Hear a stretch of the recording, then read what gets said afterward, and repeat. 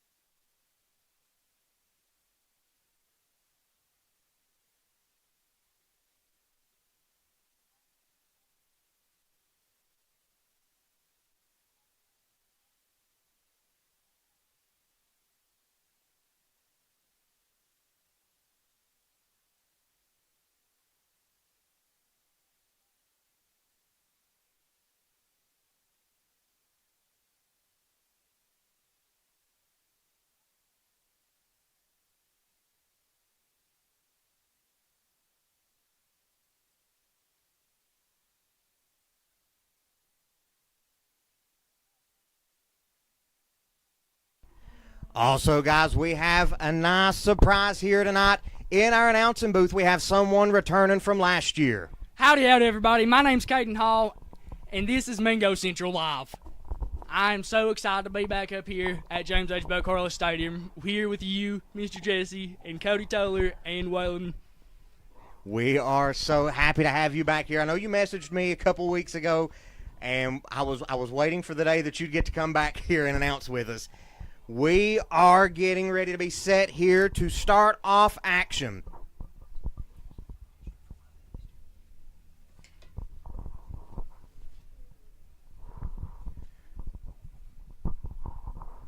Once again, guys, Mingo Central coming into this game, the number 4 ranked team in AA here in the state. They're actually tied for number 4. They are on a nice little roll here, hoping that they're able to continue this streak here. Tug Valley took down Wyoming East last week. I believe it was 44-12. Don't quote me on that, though. Mingo Central hoping to replicate that, but like Cody said earlier, the Warriors looking to try to keep they're trying to look to find some momentum here to be able to start their second half of this season for them. As now the kick is off, going back to the Warriors. The Warriors have possession of the ball right now. That's going to be a nice stop by the Miners there.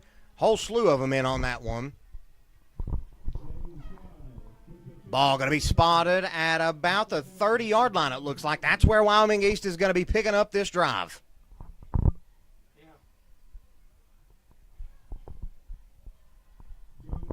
All right. They're currently getting lined up right now. Looks like they're This is lining up on the 30-yard line. Lined up on the 30-yard line. Make this 1st and 10 for the Wyoming East Warriors.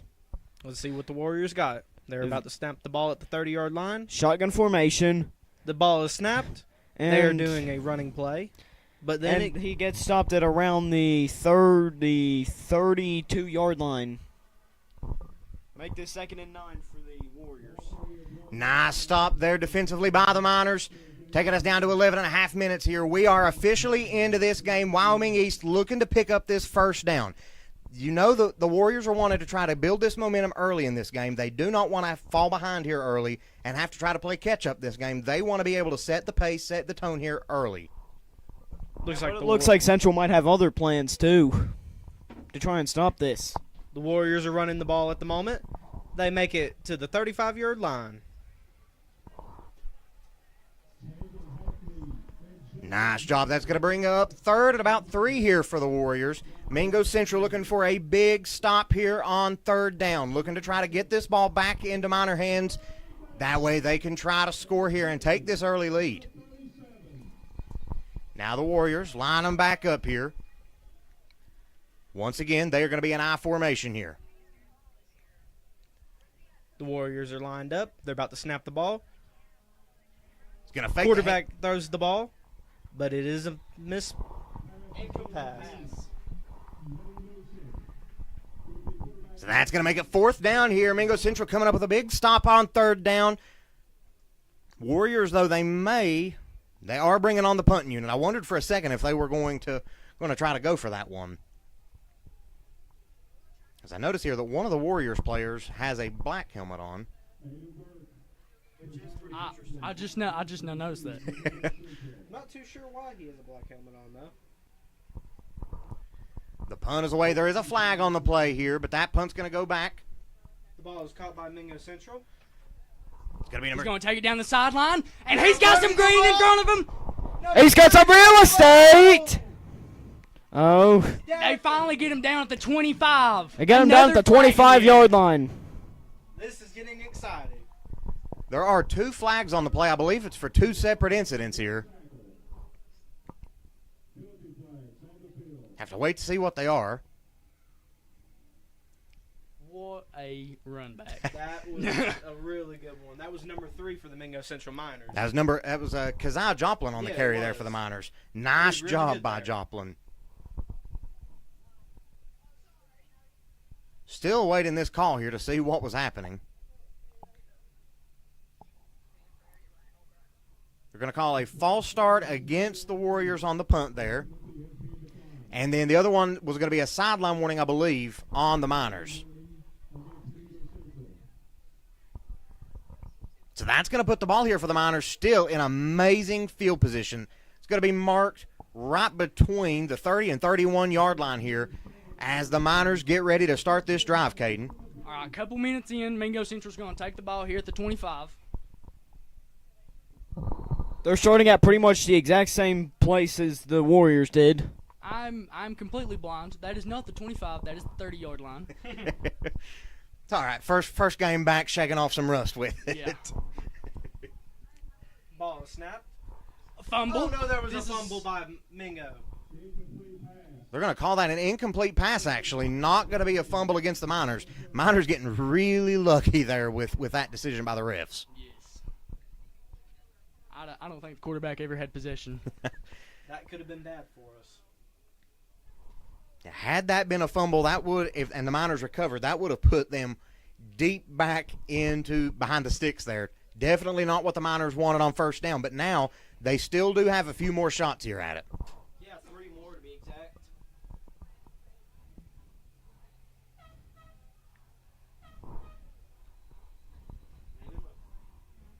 Ref's going to blow the whistle here. Not quite sure what's happening. No, number 22, Newsom coming off. Then number 11, Hatfield coming on for the Miners.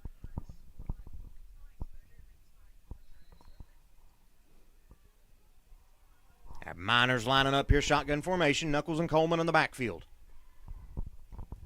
Number 4 in motion. Knuckles gets it, fakes the handoff, drops back to pass, guns it down deep to Joplin.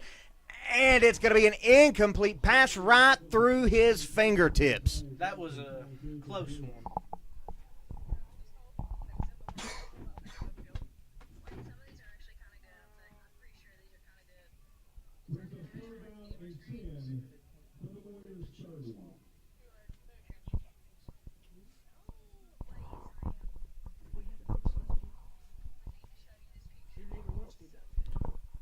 Looks like the Miners are lining back up on the 30-yard line. The ball is snapped. Number 7 is throwing the ball. It is caught by number 24, but it is taken down by the 30-yard line. Number 24, Aiden Burke on the reception there for the Miners. That will bring up 4th down here for Mingo Central. Looks like they're in this type of position here. They may try to go for this one.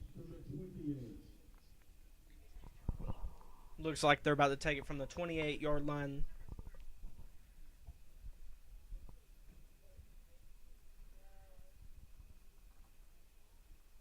Miners awaiting the play call. Miners are lining up on the 28-yard line right now.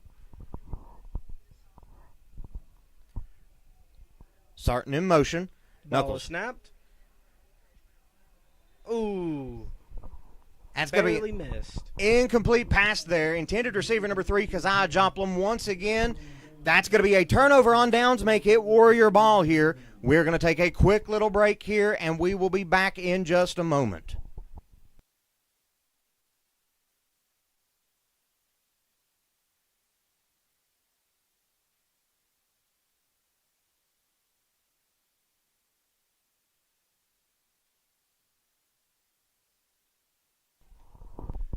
And we are back getting ready to see the Warriors' second possession here. They had a nice defensive stop against the Miners. Warriors I formation. They're going to hand it off here. They are trucking through. Give them about 7 on the play. Make it 2nd down and 3 yards to go here for Wyoming East.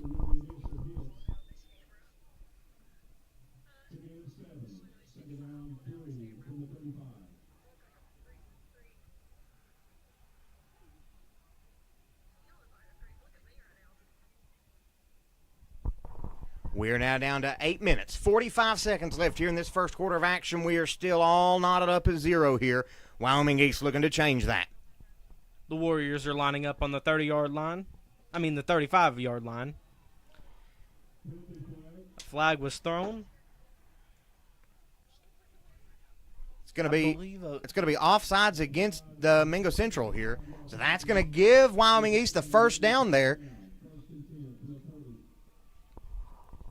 Nice job there by Wyoming East with the hard count, getting the Miners to jump off sides. And that's going to lead to a timeout by Mingo Central. Once again, we're going to take a short little break. We will be back when this timeout is over.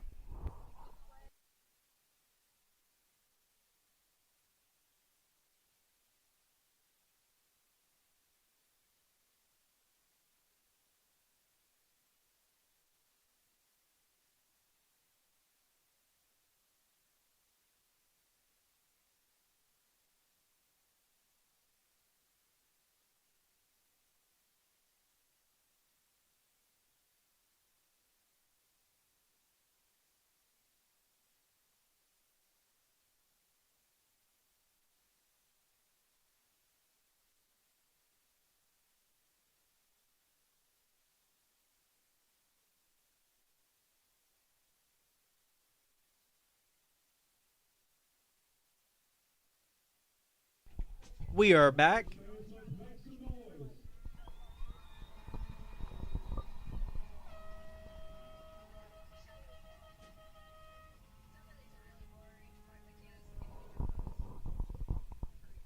The Warriors still have possession of the ball. They're lining up right now about on the 40-yard line. They're getting into motion. The ball is snapped.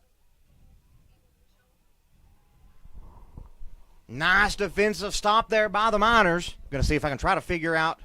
Actually, I believe they're trying to. That's Mingo Central ball, Jesse. Oh. Did you see the? I saw some hands pointing the other way. I seen the beanbag. Looks like Wyoming East did recover it, though. Nice job there by the Warriors.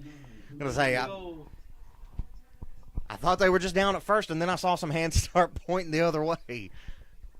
Close one there. That'll make it 2nd and 9 here for Wyoming East as they are lining back up now, Caden.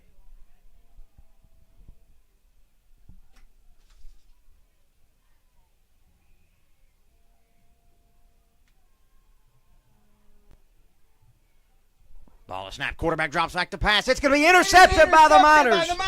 Oh, 30, 20, 10. He's got it. Touchdown! That's a touchdown for the Mingo Central Miners. I'm not too sure, though. It looks like it may have been a little bit shy. I believe they're going to mark him just short at about the 1 yard line. There are flags all over the place down at where that hit happened. Amazing run there by the Miners on that interception. Also, yeah, it was an interception. They did good. Still waiting to see what these flags are on.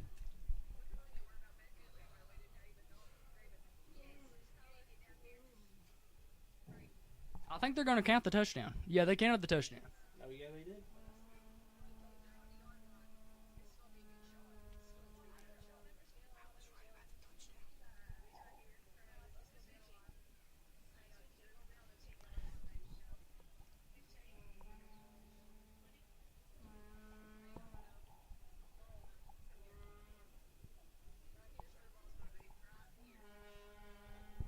They have placed the ball here at the 16-yard line. 11. Yeah, 11-yard line, my bad. I learned how to read lines on a field eventually. I did the same thing earlier. Now we've got the offense coming back out here. Knuckles and Coleman lined up in shotgun formation in the backfield. Is anybody else confused? There's 6 points on the scoreboard for Mingo Central. That is going to be a nice stop by the Warriors. Number 15 for Wyoming East. Bringing down number 8, Terendez Bryant for the Miners. Yeah, I am not sure. There are 6 points showing on the scoreboard here, I but believe they need to take it off. yeah, I don't. There they go. They took it off. I was going to say I didn't think that the touchdown had counted.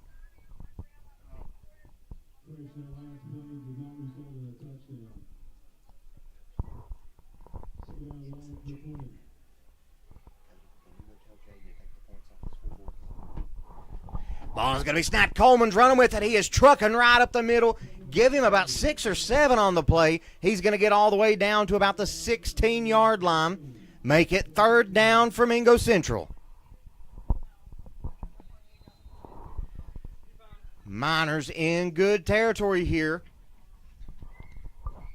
Got to remember, if they can get another nice little run or a pass play here, Mingo Central does have number 22, Noah Newsom, who does have some range to be able to kick. I'm not exactly sure how far out that range goes.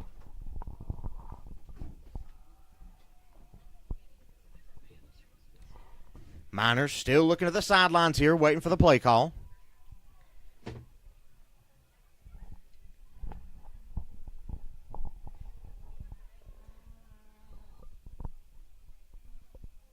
Third down, 14 to go here for the Miners.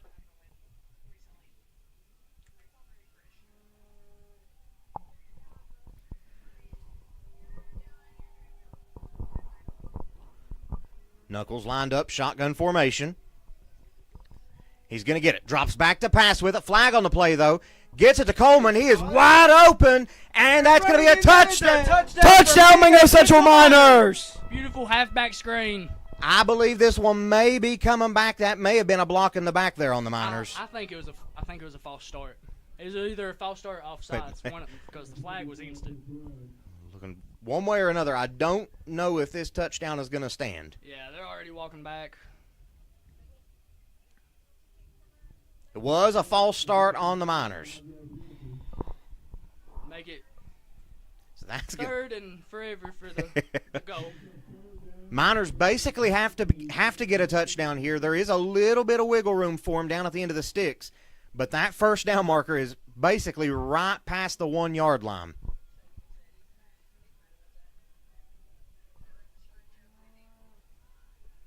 So I see the comment here asking if it is 7-0. Right now we are back to 0-0. We did think that there was a score at one point, but then the refs did walk it back. This is now the second time that Mingo Central's gotten into the end zone, but then walked it back. Both touchdowns were beautiful touchdowns, too. That's the sad part. Miners trying to get the Warriors to jump off sides, not having it. Down to 7 seconds left here on the play clock. And there's going to be a flag on the play. False start on the Miners. That's going to back them up even further here. Not a nice start. Not a nice start here for Mingo Central as far as these penalties go. Something that they are definitely going to have to work out. Third down and 25 yards to go for the first. Go ahead and just say 26 for the touchdown. Oh, well. Yeah. Newsom's going to be coming out, going back to the sideline here.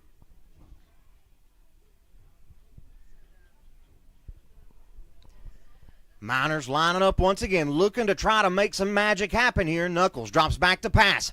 Under pressure, and he is going to be sacked in the backfield by the Warriors. Brought down for a loss of a couple yards there. That'll also make it fourth down here for Mingo Central. Sad offensive possession for Mingo Central. They had two different touchdowns get called back on them. Yeah, that's one that's going to sting more and more as you go back and watch that. Mingo Central also in this odd part of the field where they're a little too close to kick a punt, but then they're also a mile and a half away from the first down marker here. I couldn't tell you last time Mingo Central had a good kicker.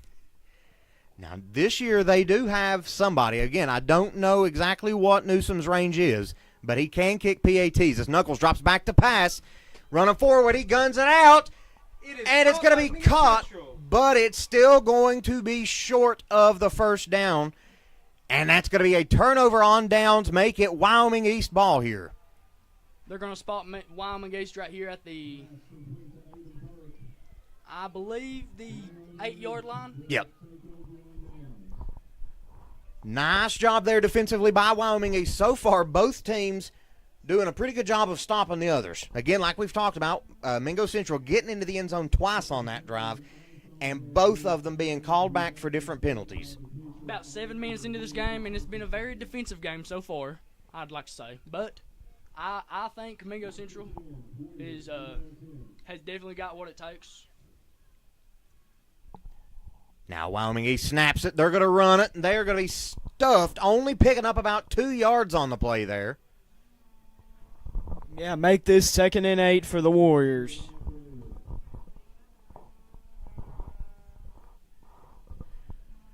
Right at 5 minutes left here to go in this first quarter of action. Neither team scored yet, both still looking to get into the end zone.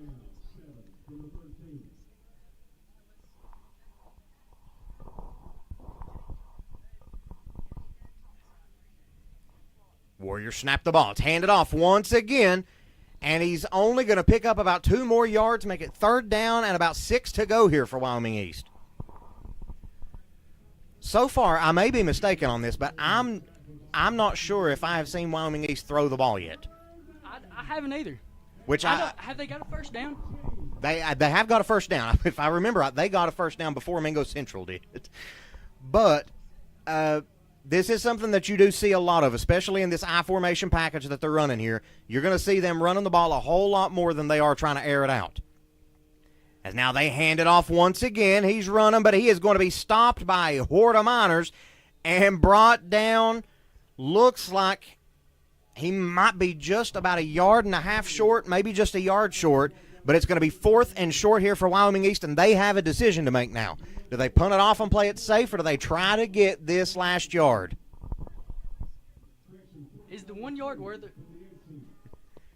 If they couldn't get that 1 yard in the other 3 downs, It looks like why would they go for it now? they may be bringing their punting unit on. I agree with that call there. So far, you've seen twice that your Warriors defense has been able to kind of hold back this Miners offense. I like this decision to just try to punt it off here. Miners do have to stay conscious, though, and make sure they don't jump off sides here and just hand an easy first down. As there is. Timeout, Wyoming East. All right, guys, during this timeout, we're going to take a quick little break. We will be back to see this punt by the Warriors.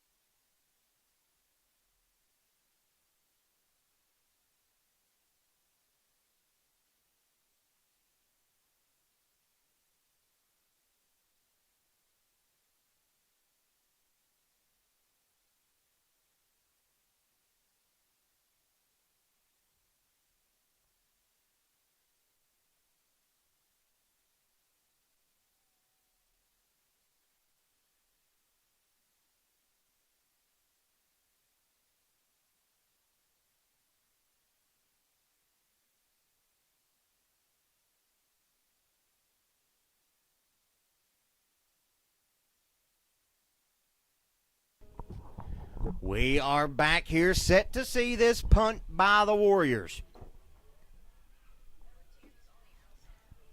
There are going to be flags, but it is going to be a false start against Wyoming East. Back them up 5 there, make it 4th and about 6. Well, if they wasn't punting before, I would definitely punt now. It was a nice job by the Miners. I could see that there were a couple hand claps being had back there in the backfield by the Warriors, trying to get the Miners to jump. Not able to do it, though. Nice job there by this Miners defense to keep their head on their shoulders. Now this punt is off, almost blocked, and it is going to be a short punt, and it's going to get a beautiful Miners bounce. That ball's going to go out of bounds at about the 26-yard line to set up absolutely amazing field position for Mingo Central. The big question is, will they be able to get it into the end zone again this time and have it count? Can they stay out of penalty trouble? That's something we saw a lot of it last year. We've not saw nearly as much of it this year. I actually haven't got to see a game of Mingo Central this year, so this is actually I'm very shocked. You have been missing out. I'm impressed to see Mingo Central ranked again. Yes, this has been so far a heck of a season for Mingo Central. We're looking to go 5-0 tonight. Miners trying to get the Warriors to jump off sides, not able to do it though. 3 minutes, 24 seconds left in the first quarter. Knuckles gets it, going to fake the handoff to Coleman. He's going to keep it himself, running out to the right. He's going to be brought down at the 20-yard line, it looks like. Nice gain there by the quarterback, Jameer Knuckles. Make it 2nd down at about 4. Yeah, Jameer and Coleman are a deadly duo here for the Miners. Seriously, do not underestimate those two ever. Absolutely. They're able to hit you in any way that you're trying to defend. If you drop back to protect the pass, Coleman's going to be able to run it. If you try to bring pressure and stop Coleman, then Knuckles is going to be able to get it over top of the defense. And be honest, Bam, he's a little boy too. Have you seen that man block? Oh, yeah, he blocks like a full-on man.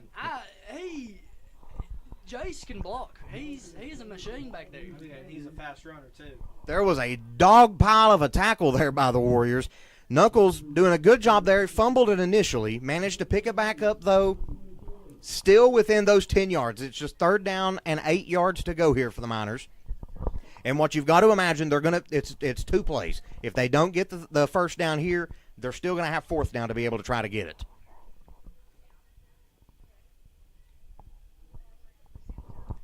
Miners are lined up. Double receivers down bottom. Knuckles has it. Hands it off to Coleman. He's got some blocking. He is going out to the left. He's got it. He's got it. Touchdown for the Mingo Central Miners. Hold on. We'll look for a flag first. Do not get excited. Yeah. I think we're good on this one. We haven't got a flag yet. I think this one is going to count. Miners score, leaving 1 minute, 58 seconds left here in this first quarter, and what has been A very slow start for both teams in this first quarter of action.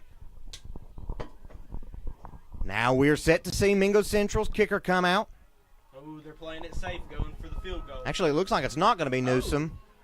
I believe, I can't tell if that's number 6 or number 8. If it's number 8, that's Terendez Bryant. If that, actually don't have a number 6 is Malachi Phillips. And it's a good kick. Add one more for the Miners. Make this 7-0 for the Miners. Warriors losing. We're going to take a quick little break, and we will be back in just a moment.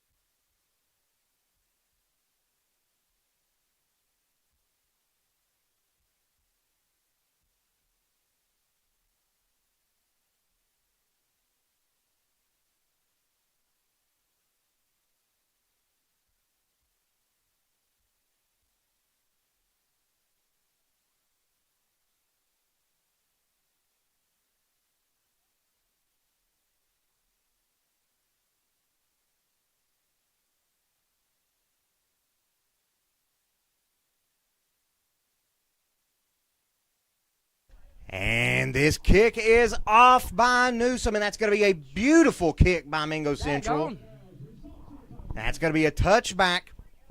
Wyoming East getting ready to start off this drive, looking to try to match the points here by the Miners. I definitely take back what I said. It seems like Mingo Central has a kicker this year. Yeah, Newsom's actually, if I'm not mistaken, I could be wrong, as far as home games go, that was the first PAT that was not kicked by Newsom a little bit ago. He's usually been the PAT kicker. But it is nice. That is such a useful thing to have in high school because most high schools don't even fool with trying to kick a PAT. They'll just go for 2-point conversions. So it's nice to have that in your pocket that you can just get a safe extra point, not have to worry about trying to force a 2-point. Maybe even an in-game field goal to win it. Absolutely. Tie it, win it, who knows? Wyoming East, line them back up here. They are not going to be an I formation this time. I am not sure what formation you call this. It's like a weird formation. Pistol? Weird combo of shotgun and eye. And they're going to be brought down for about a loss of 4 yards there. Make it second down. 14 to go here for the Warriors. Seems like the Warriors like to run the ball a lot. And also that black helmet player's out there still. I wonder what the black helmet's for. I do wonder if there's a significance with that helmet or if it's just... I've done that before in middle school. All Maybe it is you brought the wrong helmet to the game. Probably. That makes sense. That makes Or sense. maybe just a mark that's he's the quarterback maybe. No. Who knows? Warriors line them back up once again. Ball is snapped. It's a high snap. He's going to fake the handoff. Throws it for the first time. Oh, my gosh. It's going to be an incomplete pass. Intended receiver was number 85 for the Warriors. That's going to be James Wood, the sophomore for Wyoming East.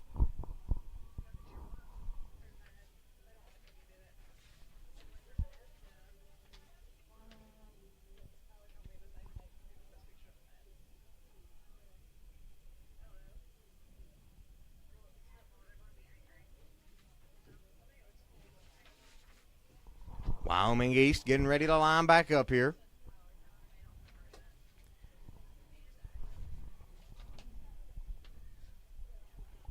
Ball is snapped. They're going for the pass under heavy pressure, and he is going to be brought down at the 5-yard line. Huge sack there by this Mingo Central defense.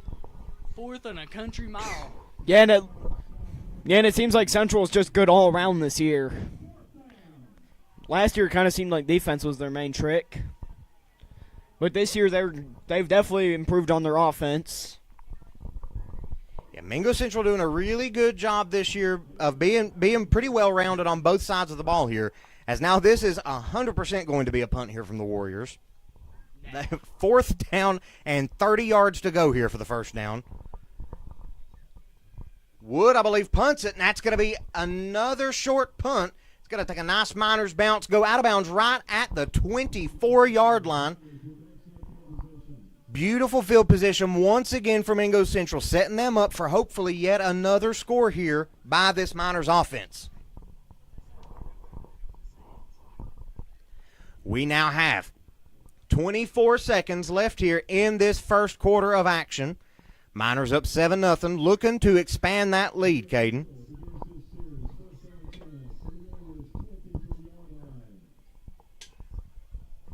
Mingo Central's going to take the ball here at the 24-yard line. Miners are lining up right now. Knuckles with the snap, fakes handoff. He's going to scramble a little bit, throw it. It's going to get over Aiden's right shoulder. It is incomplete pass. Yep, incomplete pass. You got to give number 7 Knuckles some credit here. He is not afraid to take a hit at all.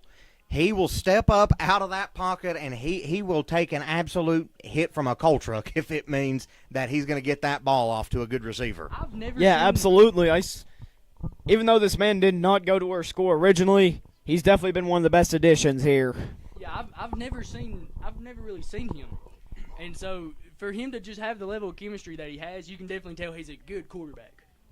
I'm pretty sure 2 games ago it took 5 people to bring him down.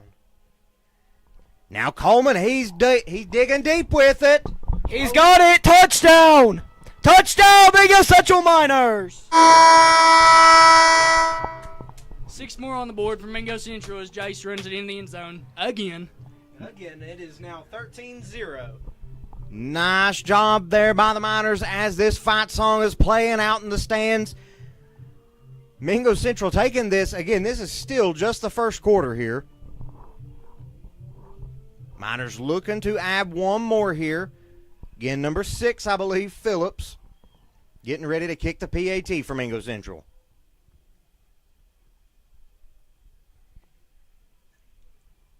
That kick is up. And it is good. And it is going to add one more there for Mingo Central, 14-0.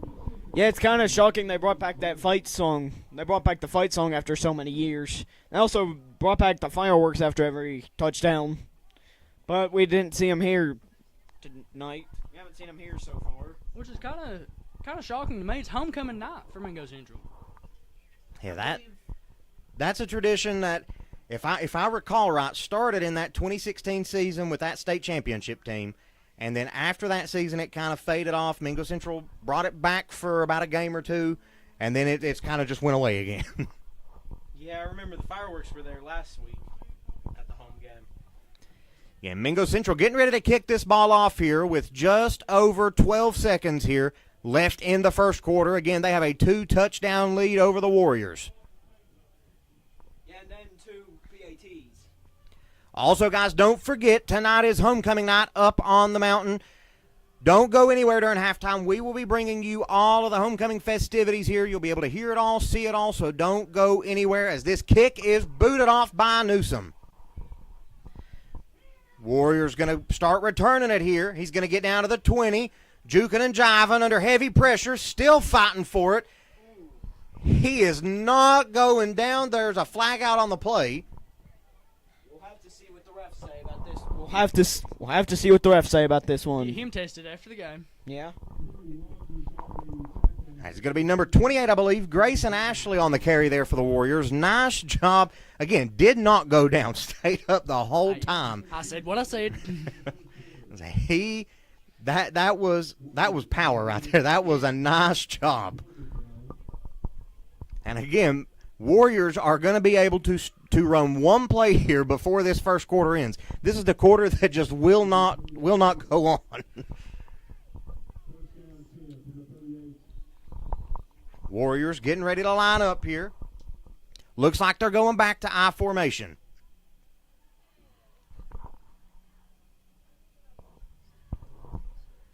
Number 10's going to hand it off to number 28. And he is going to be stopped, but he's going to pick up about 3 or 4 yards before he is brought down. That is also going to end the first quarter of action up here for the Warriors. That was number 28, Grayson Ashley on the carry for Wyoming East. Also, I have checked. I do not have their Wyoming East quarterback on my roster. Number 10 is the quarterback. for Wyoming East, but I do not have him on my roster. WVSSC doesn't have him on there. So again, that is the end of this first quarter of action. We are going to take a short little break, and we will be back at the start of the second quarter.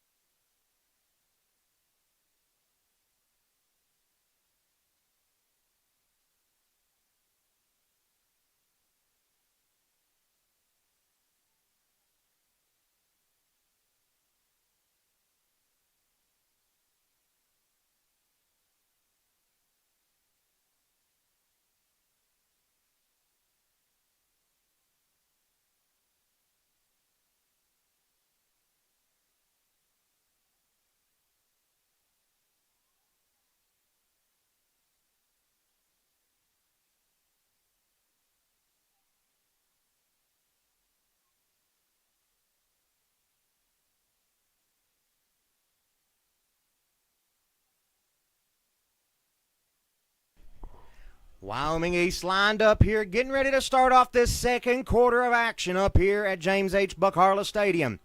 And I believe that's going to be a false start. We'll have to wait for the official word. 52 was just ready for his pancakes. And it is. He was ready to do some blocking there, and he was doing a good job at it, just a little too soon. That's going to back the Warriors up 5 yards. Second down and about 11 there.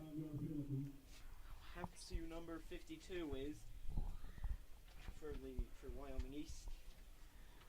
Number 52 for Wyoming East is Braden Blankenship. Lined up in I formation once again. Number 10 is going to hand it off to Ashley. Ashley's going to be stuffed at the line of scrimmage, but there's a flag on the field once again. That's going to be another false start on Wyoming East. What is going on? I didn't catch who jumped off false start there, but that is going to back them up once again. Second down, 16 yards to go here for Wyoming East.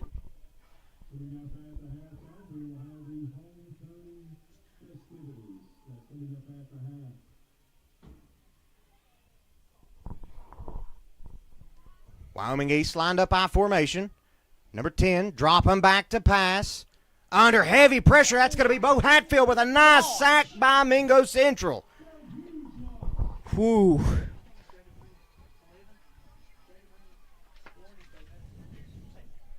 We're so sorry. 11, Jacob Maynard with the ball-hawking sack right there. Yeah, that was a deadly play against Wyoming East. Sorry for the confusion. They're both two amazingly great players. Yeah, both two can absolutely put in work on this team here.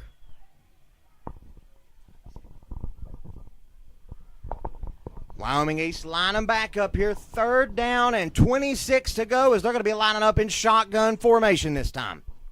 Yeah, they're using their own trick. And there's going to be another flag on the field. Oh, my gosh. That is going to be a delay of game against the Warriors. The first down marker is at the 48-yard line. And they are marked at the 17-yard line. Third down and 31 to go here for the Warriors. Yeah, that's going to be a hard one to come back from. You got to air it out, right? There ain't no way they run it this time. Number 10 drops back. Guns it out to the Warriors. Almost intercepted. There's going to be another flag out on the field. I believe that one's going to be on Mingo Central. Maybe.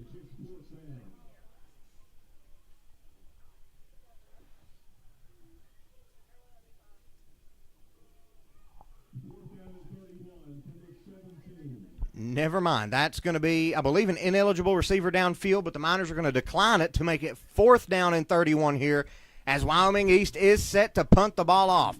Number 24, Aiden Burke, set to receive it around the 40-yard line along with number 3, Keziah Joplin. The punt is off, and it's a nice one by the Warriors. Joplin gets it. He's running with it now. Got some blocking by Burke. Trying to cut Oh, it he's got some downfield. real estate. 30, 20, 10. He's got it. He's got it. Touchdown for the Mingo Central Miners. Keziah Joplin literally just walked into the end zone. Did anybody else see that? Be- He literally. Beautiful he said, "Get out job. of my way, scoot over a little bit. Excuse me. I want a touchdown. Really quick." Beautiful job there by number 3, Joplin. Also, give some credit also to these amazing blocks that he was given there. Number 24, Aiden Burke.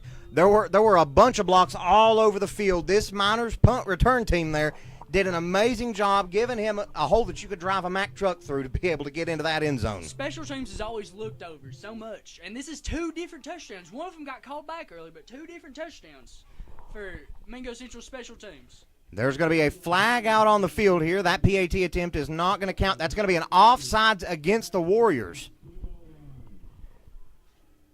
Got to believe if I'm Mingo Central here, I might try to go for 2. Yeah, because that'd just be a no-brainer. Yeah, I mean, we're at the 1-yard line now. Looks like they may be sticking with the PAT here, though. But you got to respect it. They're going for the semi-safe 1 point here. That kick is up, and it's going to be good. Add one more for the Miners. Make it 21-0 up here at James H. Buck Harless Stadium. 10 minutes, 39 seconds left in this first half of action. Again, before we take a quick break, remember, during halftime, don't go anywhere. We will be bringing you all of the homecoming festivities where you will find out who the 2025 Mingo Central Homecoming King and Queen is.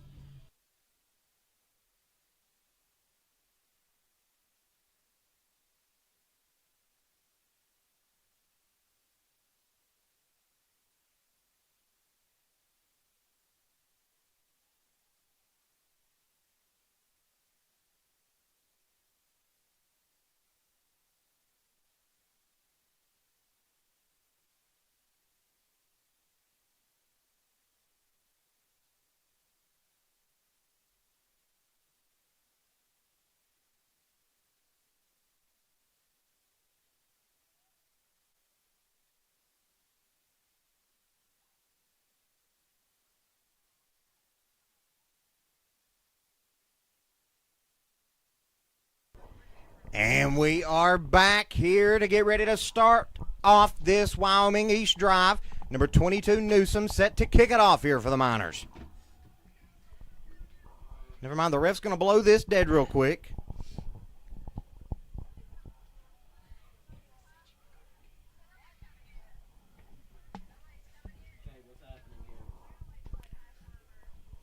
Looks like number 16 for the Miners coming off the field. Number 19 coming on.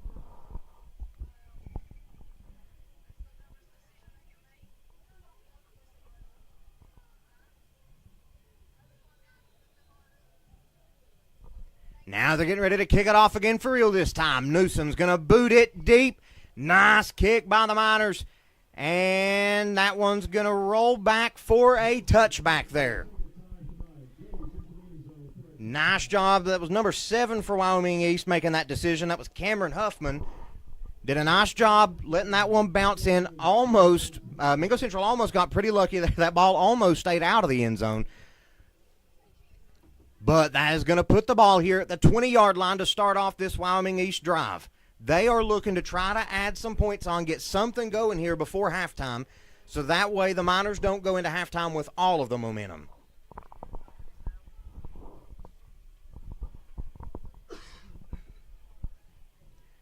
Wyoming East getting ready to line up here. Looks like they're going to be lining up in pistol this time. They are trying every formation in the book here. Yeah, basically whatever fits best, I guess. But I do have a feeling that they're going to run the ball. That's going to be a false start against Wyoming East once again here. Back them up 5 more yards. They might run the ball or they may throw it, but it looks like they've been running the ball quite a bit tonight. Yeah, there's definitely been no shortages of ball running here from the Warriors. I believe in all of their plays tonight, it has been only one passing play. Let's see what goes on here. Number 10 for the Warriors, dropping back to pass. And it's going to be intercepted by the Miners. Oh, he's got it. Touchdown, Mingo Central Miners. There is a flag on the field, though.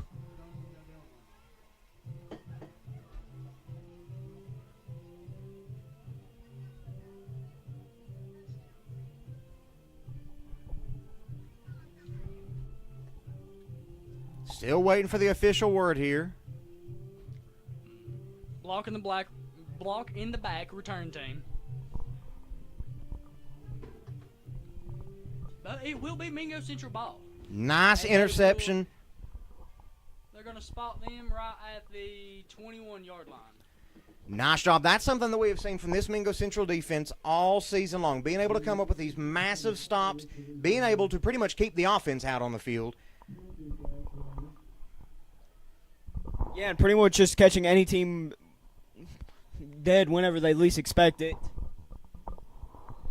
Miners going to be starting off 10 minutes, 31 seconds left here in this first half of action.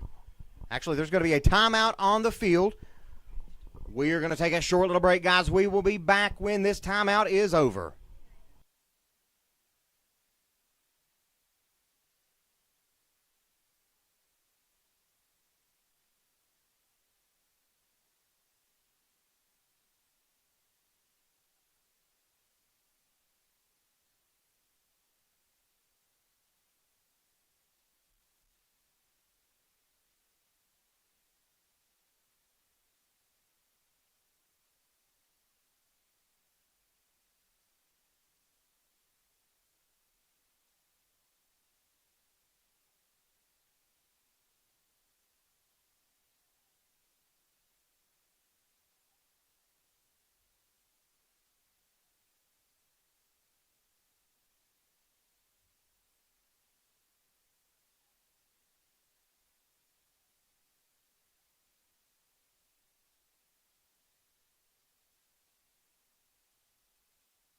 Miners getting ready. Knuckles going to pass it out. Burke with the reception. He is still going. Breaking ankles all over the place.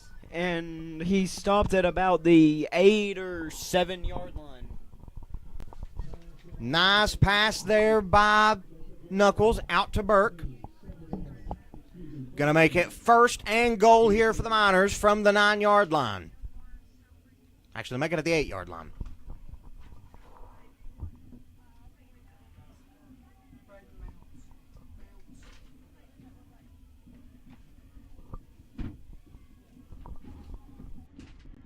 Mingo Central lining back up. Trips receivers up top, single down bottom. Knuckles and Coleman lined up in the backfield, shotgun formation. And there's going to be a flag out on the play.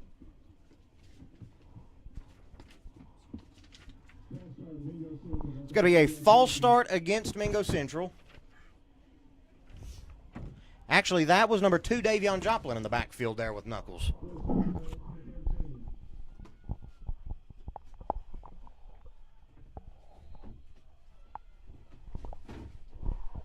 Give us just a second, guys. We know that we are having some technical difficulties. It'll be just a moment, and we will try to have this lined out.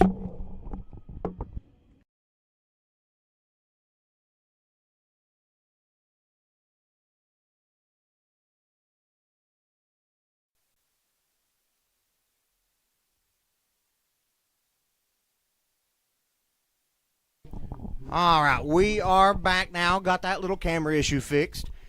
9 minutes, 39 seconds left here in this first half of action. Miners with a 3-score lead, 21-0, looking to make it an even larger lead.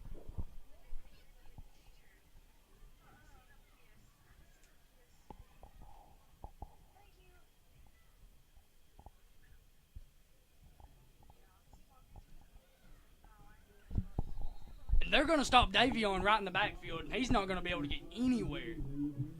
He got pushed back quite a few yards. We're going to have to remake up those yards here in a sec. 4th and goal. 3rd and goal? 3rd and goal. 15 yards to go.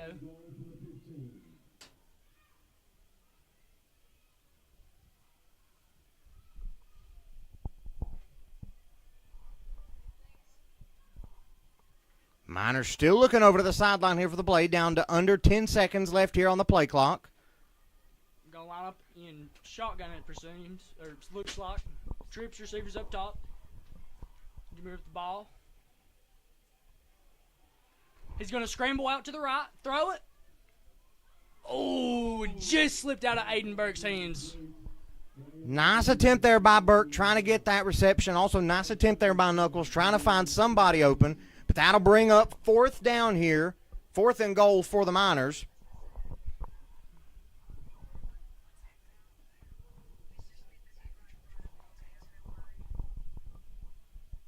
Now, we do have a Miner. He's just tying his shoe. Looks like this is where we're going to be able to test a little bit of that range of our kicker here. As now Phillips is lining up. He is going to be kicking it from about the 21-yard line. And from the right hash. Yeah, that's an interesting call for him to go for the field goal already. Yeah, at the 21-yard line. We're going to see how good this kicker really is for the Central Miners. The kick is up. And it is good from the 21-yard line. Yeah, make this 24-0 for the Mingo Central Miners. The Miners are just racking up their points tonight, it looks like. Nice field. That is one of the first field goals I think I have seen in high school football in a long time. Especially from what, at least in high school, is a pretty healthy distance there. That was a nice long field goal. That was a what, 25-yard field goal? 21. Well, you got to, what was it from the 21-yard line? Yeah, from the 21-yard line. So it's about a 31-yard field goal. Yeah, that's a nice field goal, especially in high school. You're right. That score comes with 8 minutes, 42 seconds left here in this first half of action. Miners up. The Warriors need to try to get on the board here. If they want to be able to try to carry some momentum with them into the second half, they need to get on the board as quickly as they can here. And time is running out for them to be able to do it here in this first half. Now number 22, Newsom, getting ready to kick it off once again here for the Miners.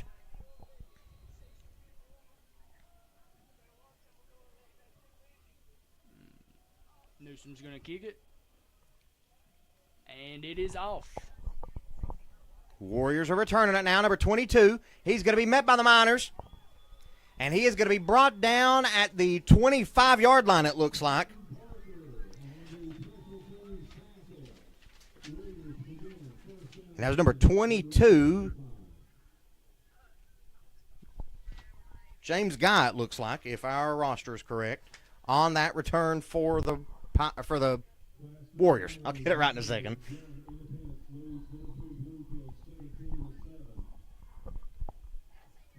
Wyoming East looking to get this drive going again. Still looking to find the end zone here.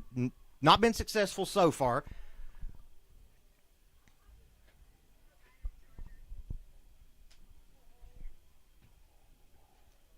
Warriors lining up in I formation.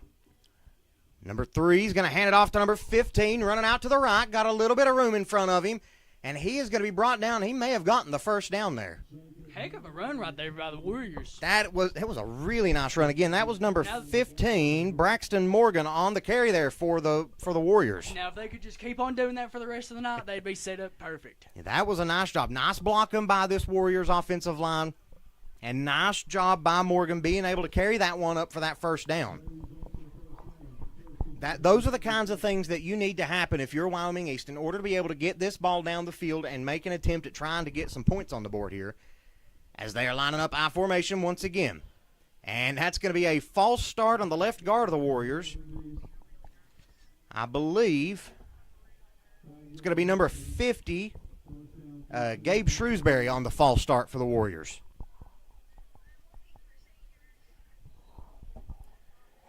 Make it first down, 15 to go here for Wyoming East. Once again, lining up in I formation. Ball is snapped. There's some trouble in the backfield there, but he is going to get the handoff to Morgan, and he is going to pick up about 4 yards there for Wyoming East. You make this 2nd and 6. Nice little carry there. The quarterback now, number 3, Cruz Cooper, bumping into the fullback there, but still managing to hand that off to Morgan, who picked up those couple yards. Warriors doing a nice job there avoiding some type of disaster to where they may have lost yards there. Looks like they finally got it back to the, yeah. Well, I'm just gonna. They did get it pretty much back to the sticks. They're close enough, we'll count it. Wyoming East. Cooper going to fake the handoff here. It's going to be number 15, Morgan, with it. He is going to pick up a couple more yards there, about 4 or 5 yards. Nice play call there by Wyoming East. Nice little trick play, faking the handoff to the running back, and then handed it off to the man in motion there. Mingo Central's defense looking for a big third down stop here, as we are now under 6 minutes and 45 seconds left here in this first half of action. Wyoming East still looking to find the blue of the end zone.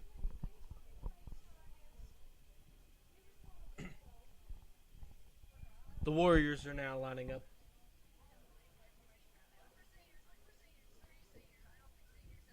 Cooper dropping back to pass with it. He's going to get it out.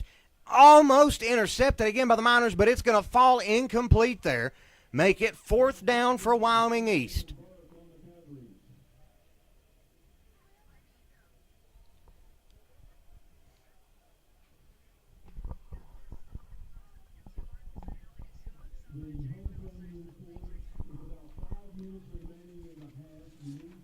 Once again, guys, make sure during halftime, don't go anywhere. We will be bringing you the ceremony for the homecoming court up here at Mingo Central for 2025.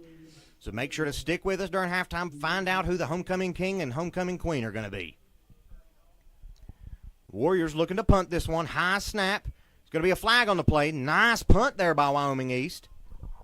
As now that's going to be Burke on the return here for the Miners. And he's down to the 40. And he is trucking people there. Nice job there by number 4, Logan Reed for the Warriors, managing to get that big hit with Burke, knocking him out of bounds there. Still waiting to see what this penalty is going to be, though.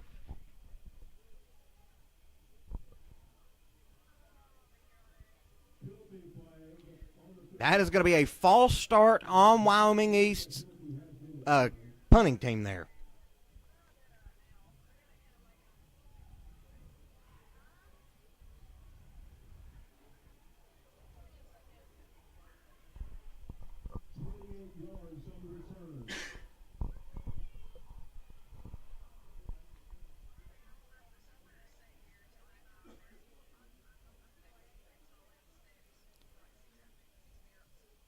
Mingo Central's offense coming out on the field now, looking to try to add more points to their lead here before halftime.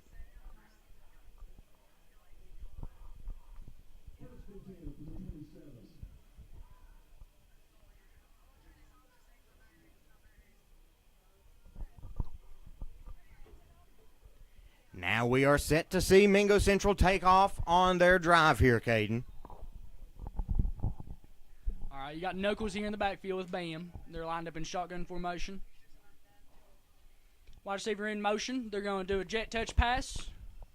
Bam lead block, and he's going to cut up field with some green grass in front of him. That's going to be a touchdown, Mingo Central. Touchdown, Mingo Central Miners.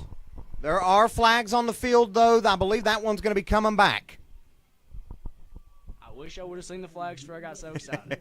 That is going to be a holding on Mingo Central, so that one is going to be coming back. Those points do not count. And they're still playing our fight song.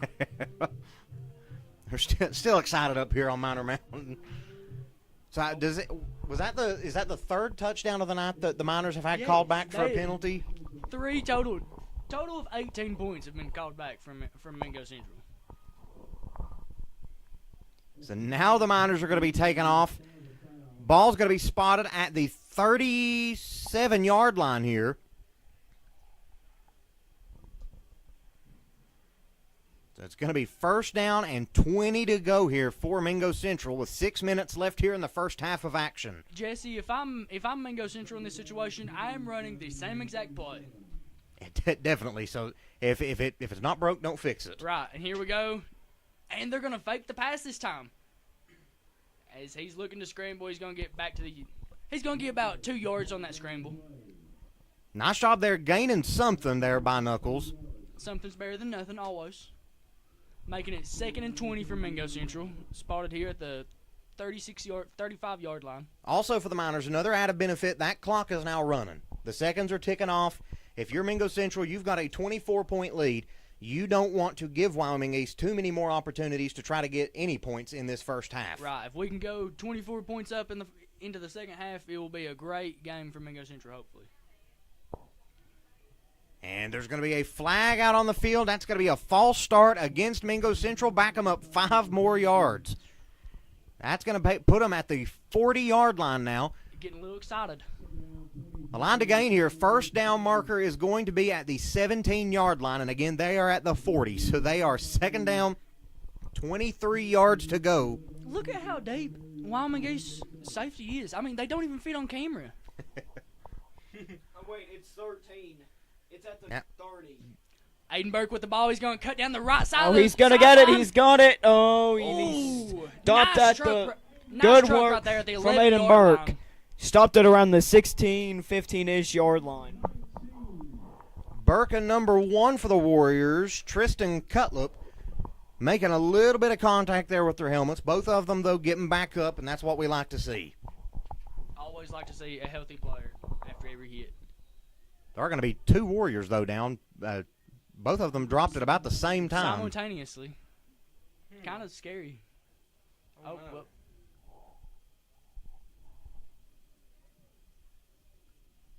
One Warrior he's risen up.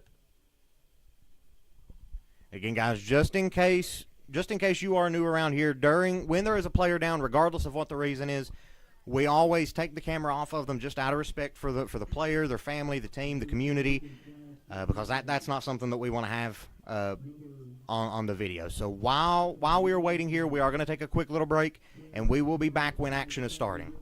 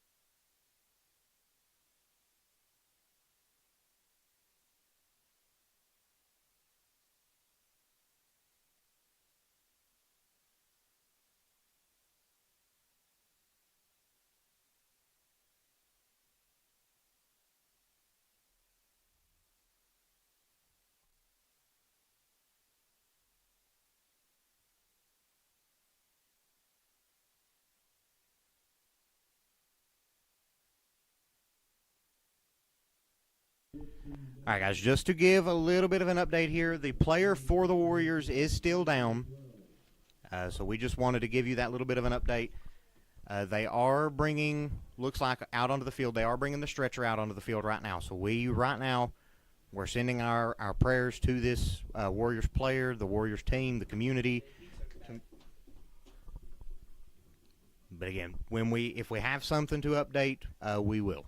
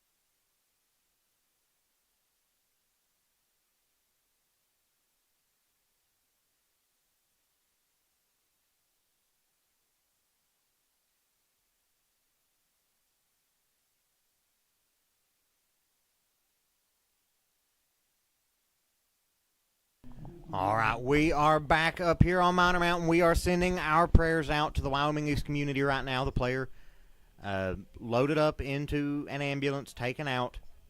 So we are praying that all is well, that it's nothing too serious, and that they just did that out of an abundance of caution. Mingo Central lined up here in shotgun, trips up top. Jameer's going to look right, quick pass, as they get it out to about the 13-yard line.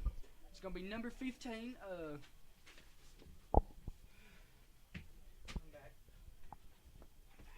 number 15,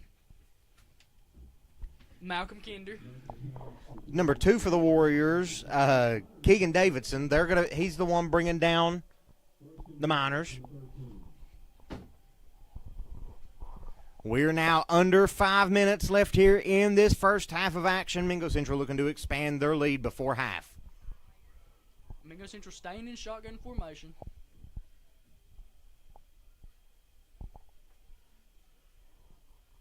It's going to drop back with the pass.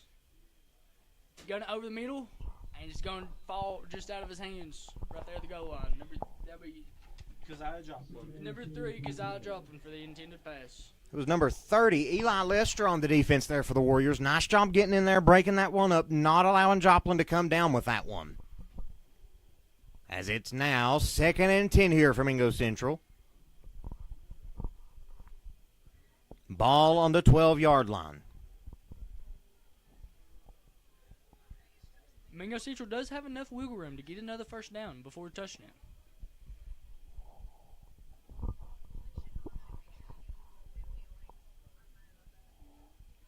Jameer's going to drop back, and he's going to get swallowed right there at the 15 by half of the defenders.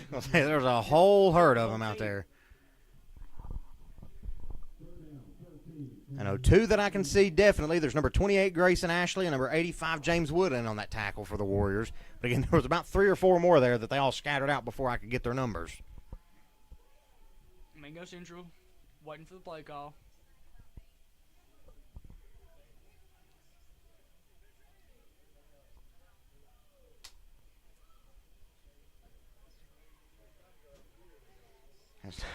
Not quite sure how that happened, but the ball took off rolling.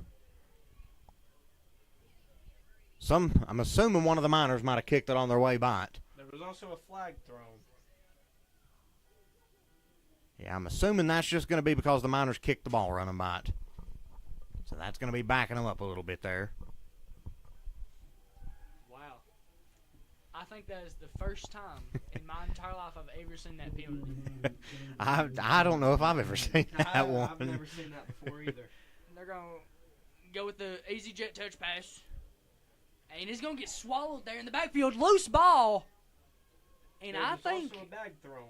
I think that's Wyoming East ball, and it's going to be Wyoming East ball. Nice stop there by this Warriors defense, managing to get in there. That was number 8, Trendez Bryant, on the carry for the Miners.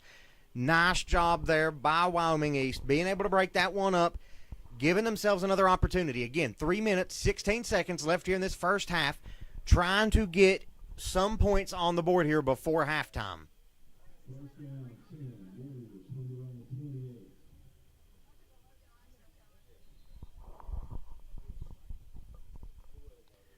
Wyoming East lining up. Looks like they're going to be in I formation once again. Number 3, Cooper, going to be lining up under center as quarterback. Cooper actually a freshman for this Warriors offense.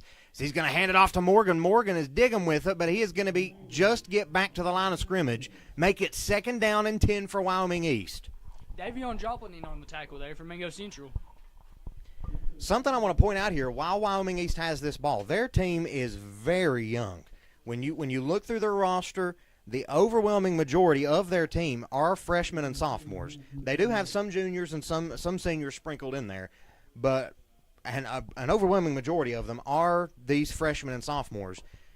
And that's something that you've got to be happy about if you are a Warriors fan, that you have a young team that's going to be back for the next couple years, so they're able to learn and grow as these years go on. Now Cooper's going to shovel it out to Morgan, but there's going to be another flag on the play.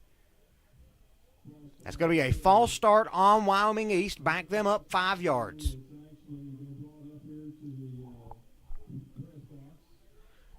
Caden, another thing that we may see, we may get to see the record tonight for the most flags thrown in a single Mingo Central game. I don't know what that number is, but we've got to be getting close. They broke the record last year, most likely. Well, we may just break it again this year. And there is going to be a timeout on the field by Mingo Central, making sure that they get their defense lined up right here. 2 minutes, 25 seconds left here in this first half. Miners up 24-0. We're going to take a quick break, and we will be back to resume action.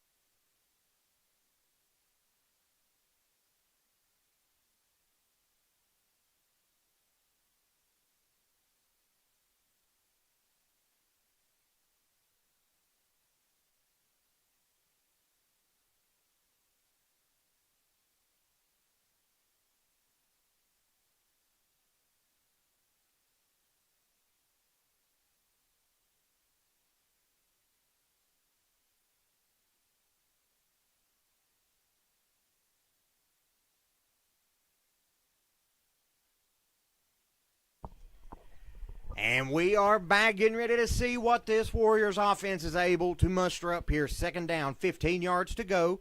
Going to be lining up in pistol formation this time. Cooper gets it. He's going to gun it out. It's going to be an incomplete pass. Intended receiver was number 11, Brady Johnston for the Warriors. Donovan Valdelamar there for the coverage for Mingo Central. Almost picked it off. Looked like he did get a slight hand on it. I'm not sure how that looked on camera, but that was an absolutely wicked-looking pass coming out of Cooper's hands.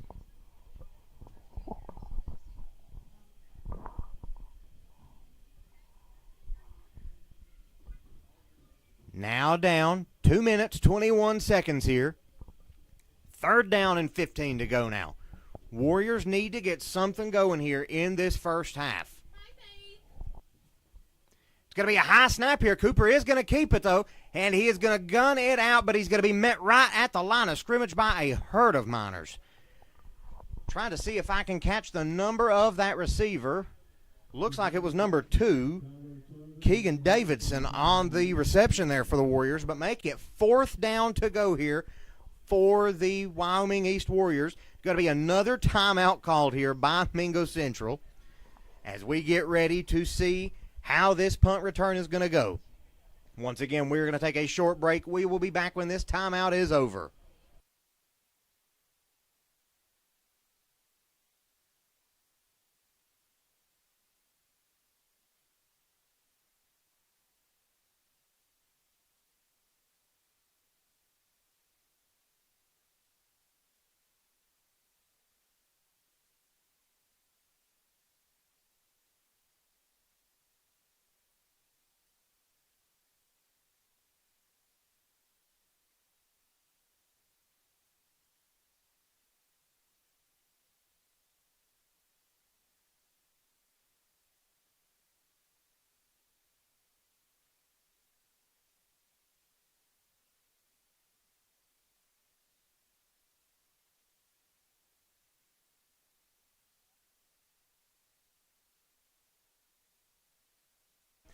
The punt is off for the Warriors. Nice punt, getting it across midfield. Nice bounce there for the Warriors.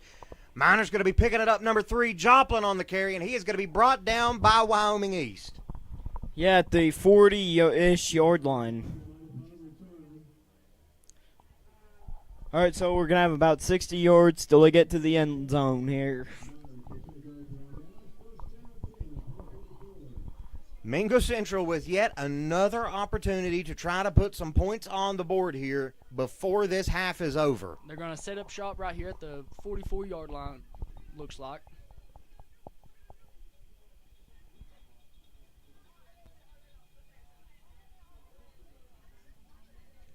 Mingo Central in shotgun formation. Knuckles and Bam in the backfield.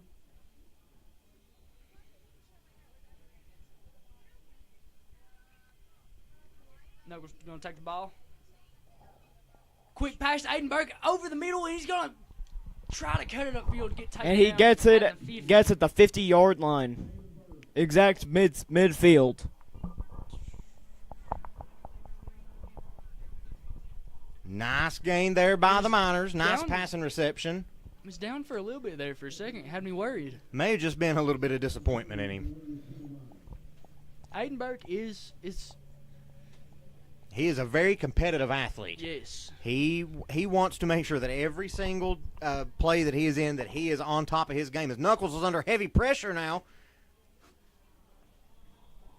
Off the fingertips of number 8, Trindez Bryant. That looked like he was straight out of Madden.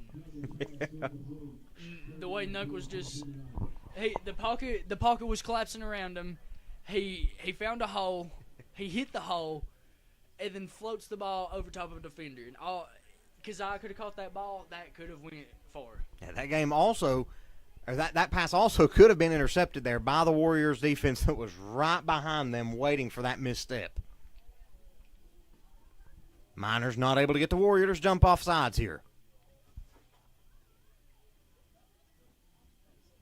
Gonna hand it off up middle as Bam's gonna take it for a first down. Ball's going to be at about right between the 42 and 43 yard line there. As the clock is now winding down, we're down to 1 minute left here in this first half of action. Knuckles gets it out to Burke, and Burke is going to step out of bounds. That's going to stop the clock here. Mingo Central looks like they're trying to get another touchdown before the halftime here. They do have one timeout left.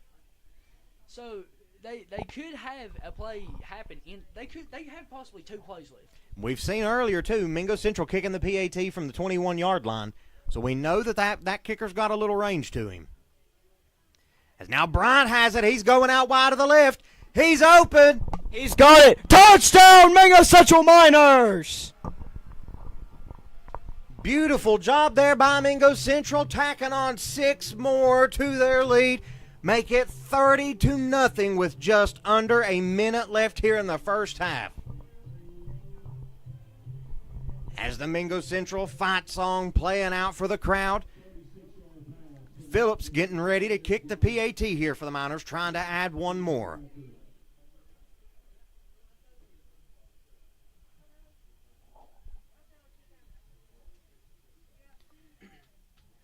It's going to be a fake PAT here. Burke's rolling out to the right. He's going to get the pass out, and it's going to be an incomplete pass. Keep it 30-0 by the Mingo Central Miners. We're going to take a quick little break, guys, and we will be back when the action resumes.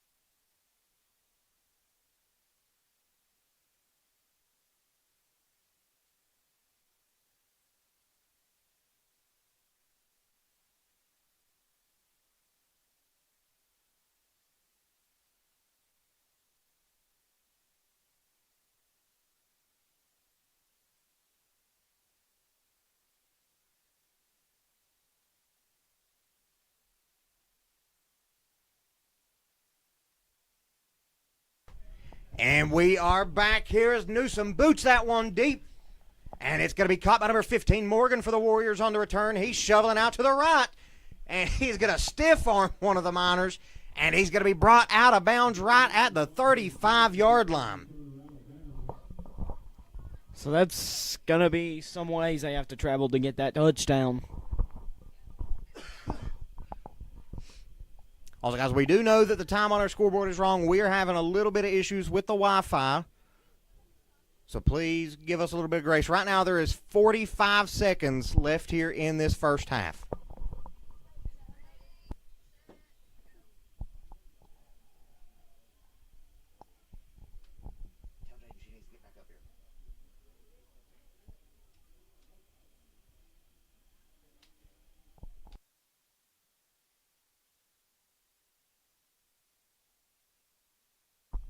Miners running it here, and that's going to be brought down. See where this spotted at.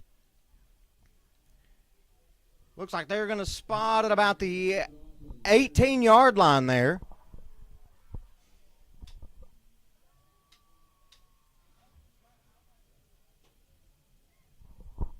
"31 seconds left here in this first half of action." Once again, guys, make sure don't go anywhere during halftime. We will be live here for this festivities for homecoming to find out who's going to be the homecoming king and queen.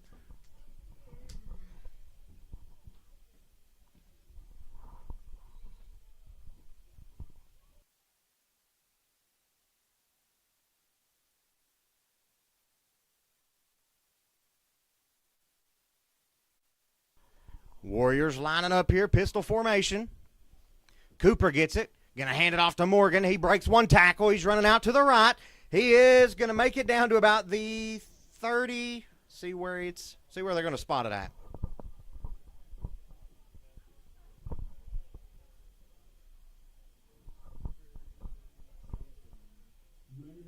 Looks like they're going to spot it about the 29-yard line here.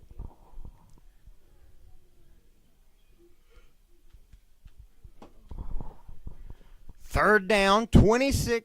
It's not going to be third down, 16 to go here for the Warriors. My bad.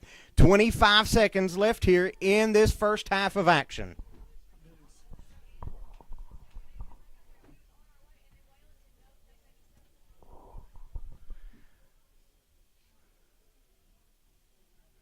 Looks like the Warriors going to be lining up here.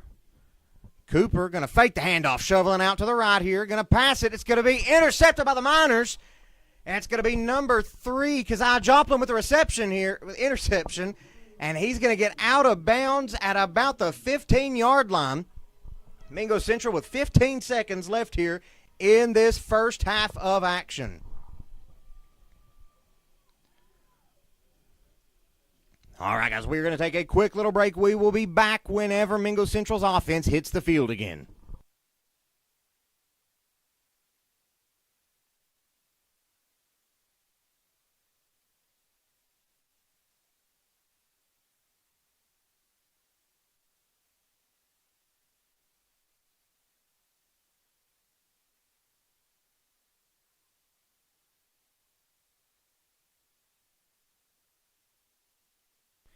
Looks like Mingo Central getting ready to attempt a field goal here with 15 seconds left.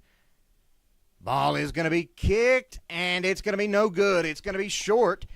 So that is going to lead to a turnover here, and that's going to make it Wyoming East ball once again here with 11 seconds left. Jesse, if I'm Mingo Central, I'm at least airing the ball out a couple times there. I think I would have 15 seconds on the clock. You can take, a shot or two and then kick the field goal. You still got that timeout in your pocket as well. You always could have at least ran the ball a time or two and then just used the timeout. Instead, though, we're going to be here a couple more seconds waiting for this Wyoming East offense to get lined up. And the longest first half of a high school football game of all time. Brought to you by Mingo Central Live. I will say, it has been a pretty long first half. A lot of excitement, too. Now the Warriors lining up. Looks like it's going to be an I formation. Cooper under center. Cooper's going to hand it off to Morgan. And Morgan's going to be brought down after a gain of about 4 yards. And that is going to run out the clock here for this first half of action.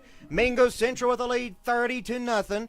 Again, during halftime, do not click away. We are going to be here with the homecoming festivities. We'll be here so that you can find out who the 2025 Mingo Central homecoming king and queen are and see all of the homecoming courts. So don't go anywhere. We will be back in just a moment.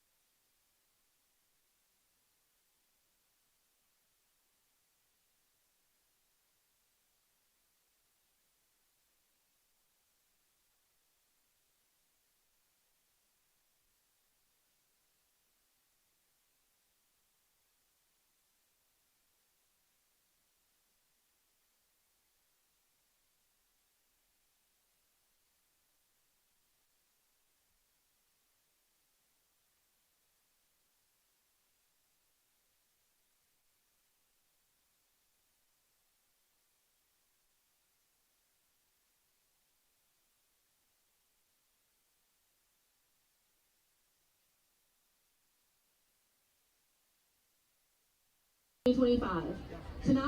Tonight it's all about celebrating minor pride and the incredible students who make our school shine. This year's court is packed with talent, spirit, and leadership, true game changers who represent the very best of Mingo Central. As we introduce them, let's turn up the energy and cheer them on for all they've done to make this school year unforgettable. Up first are our freshmen.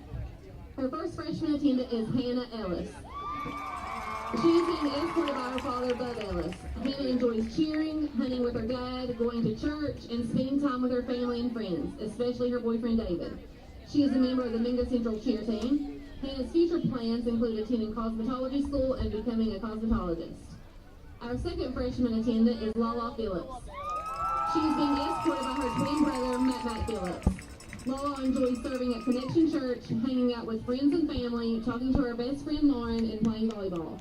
She's a cheerleader for the Mingo Central Miners. She plays softball and basketball. She is also part of the Beta Club, and most recently, Lala was elected as freshman representative for MCHS Student Council. Her future plans include continuing to serve at her church and to attend college to become a psychologist. Next are our sophomore attendants. Our first sophomore is Micah Dempsey. She's being escorted by her grandfather, Dale Dempsey. Micah enjoys hanging out with her boyfriend, painting, and making friends. She is a member of the Beta Club. She is also an AP and honors courses. Micah's future plans include attending Marshall University to become a crime scene analyst. Our second sophomore attendant is Kylie Dodson. She is being escorted by her grandmother, Alice Poe. Kylie enjoys spending time with friends, going to haunted houses, and the movies with her family. She's a part of the MCHS cheer team, softball team, and a member of the Beta Club, Gear Up, and honors courses. Kylie's future plans are to attend the University of Tennessee and major in forensics. Next up, junior attendants. Our first junior attendant is Journey Dodson. She's been escorted by her father, Keith Dodson. Journey enjoys painting, spending time with friends and family, and ice skating. She is a member of the Beta Club and Pep Club, and she also attends Early College Academy. Journey's future plans are to attend college and pursue a career as a crime scene investigator. Our second junior attendant is Peyton Johnson. She's being escorted by her mother, Amy Ford. Peyton enjoys cheering, going to church, hanging out with her friends, and spending time with her cat Pumpkin. She is on the MCHS cheer team, a member of the Beta Club, HOSA, and HISTA. Peyton's future plans include going to college and pursuing a degree in occupational therapy. Now we will introduce our king and queen candidates. Our first queen candidate is Carly Dempsey. She is being escorted tonight by her father, Chris Dempsey. Carly enjoys doing nails, hanging out with her friends and her cat, and hanging out with her sister Kiara and her brother Caleb. She is a part of the Mingo Central volleyball team, a member of the Beta Club, National Honor Society, and a student at Early College Academy.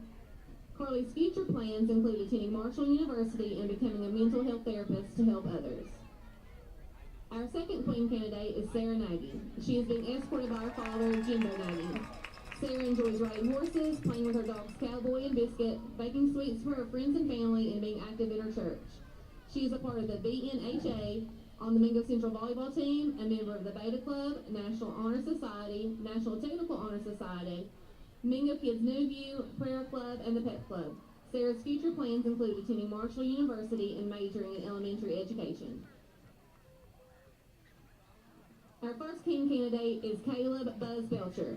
He is being escorted tonight by his grandfather, Ricky Lester. Buzz enjoys working at Hannah Lumber, fishing, hunting, and digging ginseng. He also enjoys the MCHS Automotive CTE program. Buzz's future plans include working at Hannah Lumber after graduation. Our second king candidate is Devin Maynard. He is being escorted by his mother, Rhonda Maynard. Devin enjoys going to church, working on his basketball, golfing. He is a member of the Mingo Central golf team and basketball team, Beta Club, National Honor Society, Fellowship of Christian Athletes, and Prayer Club. Devin's future plans include attending college and playing sports at the collegiate level and then opening his own business. Our third queen candidate is Aubrey Plummer. She is being escorted tonight by her father, Shane Plummer. Aubrey enjoys spending time with her family, spending time at the lake, and traveling. She is the pitcher for the Lady Miners softball team. She is also a member of the Beta Club, National Honor Society, and Mingo Kids New View. Aubrey's future plans include becoming a speech pathologist and opening her own practice. She wants to help others and lead them towards Jesus. Our final queen candidate is Sophie Taylor. She is being escorted by her father, James Taylor. Sophie enjoys hanging out with her friends, playing with her new puppy Maple, and going to church. She is a member of the Beta Club, National Honor Society, National Technical Honor Society, Mingo Kids New View, Prayer Club, and Pep Club. Sophie's future plans include attending college to pursue a career in veterinary medicine. Our final king candidate is Kyler Turner. He is being escorted tonight by his mother, Christy Turner. Kyler enjoys watching football, hunting, and spending time with his girlfriend. He is a part of the Mingo Central football team. He is also part of the wedding program at Mingo Central. His future plans include taking over his father's company and marrying his girlfriend.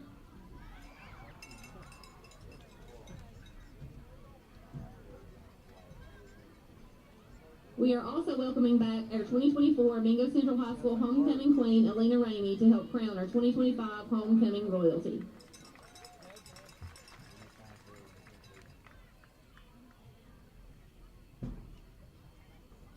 Now to crown our 2025 homecoming king and queen. Your 2025 homecoming king is Kyler Turner.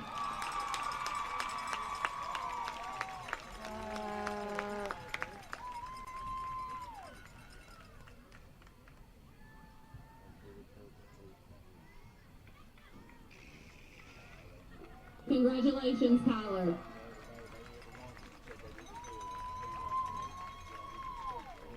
And now your 2025 homecoming queen is Miss Aubrey Plummer.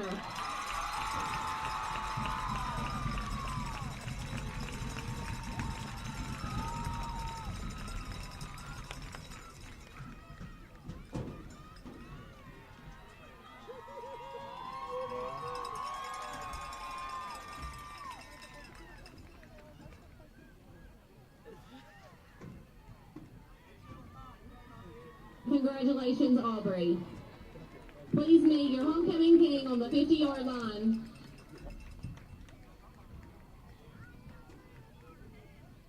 Congratulations to all the attendants and candidates. Thank you for all your hard work and dedication to making Mingo Central High School a wonderful place to be. We are Mingo till we die.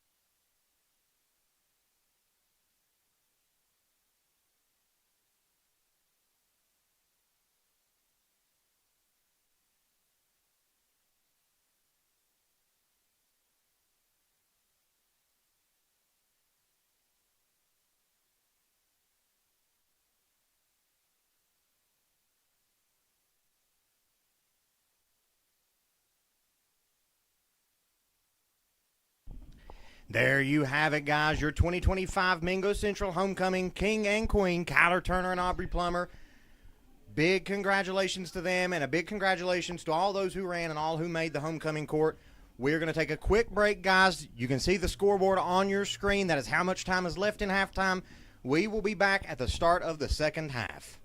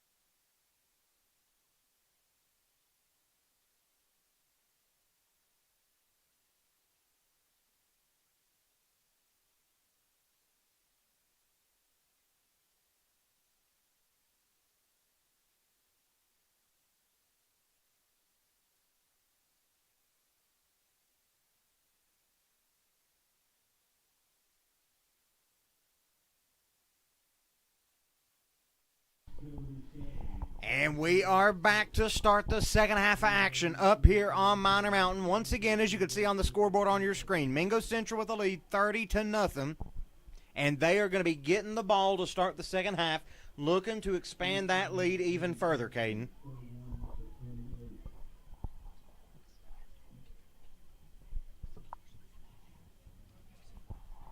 Newsom here, set to, oh, not Newsom. It's Warriors are set to kick. Number 24, Chase Atkins set to kick it off here for the Warriors.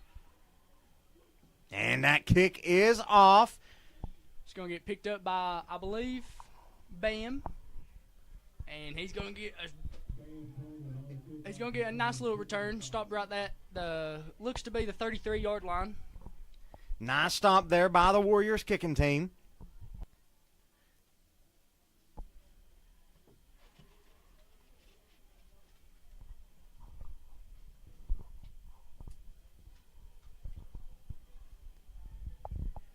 Mingo Central looking to get this one into the end zone here. We've seen a large amount of these touchdowns tonight be called back by the Miners for different penalties. 3 different touchdowns now. Hopefully, if you're a Miners fan, that Mingo Central's made some adjustments, that they've gotten in the right mindset, and these types of penalties won't be happening. The crazy thing is all 3 touchdowns were not offensive touchdowns. No, one of them was. It was a screen pass.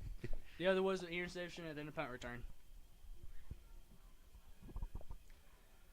Miners are going to be set up in shotgun formation here. He's going to fake the handoff as he looks. He's looking for somebody. Can't find nobody. He's going to get dropped in the backfield for a loss, I think, of 5. Nice job defensively there by Wyoming East, getting into that backfield, putting some pressure on Mingo Central and coming up with a stop. Loss of 4.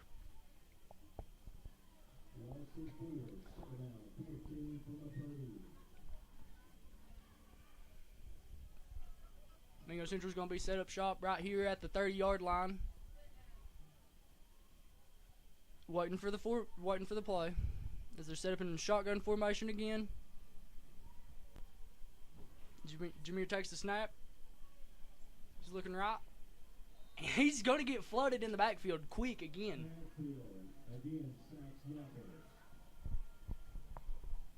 Mingo Central struggling to keep the pocket here in this second half to start. You can see that this Wyoming East defense has came out on a completely different level than where they were this first half, managing to get all over this Miners offense, being able to get that pressure quickly. And that is the key to stop the Mingo Central Miners here. If you get that pressure quickly, then that puts Mingo Central kind of on their back feet, and they start making some decisions that maybe they wouldn't make otherwise. 3rd and 18. Mingo Central looking for a... Yeah, absolutely, Mr. Jesse. Yeah, with what you said there. And Mingo Central's going to run it right up the middle with Bam. Oh, he's going to get it 40 at the 30. He's going to get stopped right there at the 43-yard line. Almost gets the first down, 1 yard away. That's what makes this Mingo Central offense so entertaining to watch, is how explosive it can be. And unpredictable. I was literally in the middle of saying about how Mingo Central was probably getting ready to have a deep pass this play. Oh. And they're going to get a false start on Mingo Central there and back them up 5 yards. Already starting off with the flags. So that's going to make it 4th down and 6 to go here. Looks like Mingo Central is actually going to be keeping their offense out on the field here. Mingo Central sure does like this shotgun formation. I do think they've been it the entire night. It's one of their most common plays. Knuckles drops back. He's gunning it deep to Burke. And it's going to be an incomplete pass. Burke not able to come down with it. And that's going to be a turnover on downs, make it Warrior ball. Nice job. If you are Wyoming East, that is exactly what you needed to happen. You needed that stop. You needed to get the Miners out of their first possession of this half as quickly as possible. That way you can try to get some momentum of your own, try to get some points on the board and narrow this gap. Not only that, but now the Warriors are in great field position. And they can narrow the gap. Now they're going to be lining back up, see what formation they're in. Looks like it's going to be I formation. Again, the freshman, Cooper, under center. This is a different quarterback. Cooper's got it. Going to shovel it out to number 28. He's going to be met in the backfield by just about the entire Mingo Central defense. Is number 28, Grayson Ashley, with the carry there for the Warriors, but he's going to be a loss of about 2 yards on the play.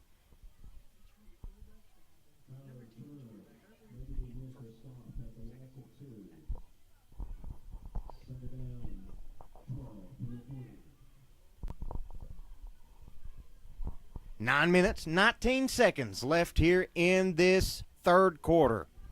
Warriors looking to score here. Trying to get something going here. They need to get this momentum back on their side in order to try to be able to start chipping away at this lead that Mingo Central has. And now there's going to be a timeout called by the Warriors. So during this timeout, we are going to take a quick little break. We will be back to see what Wyoming East has for second down.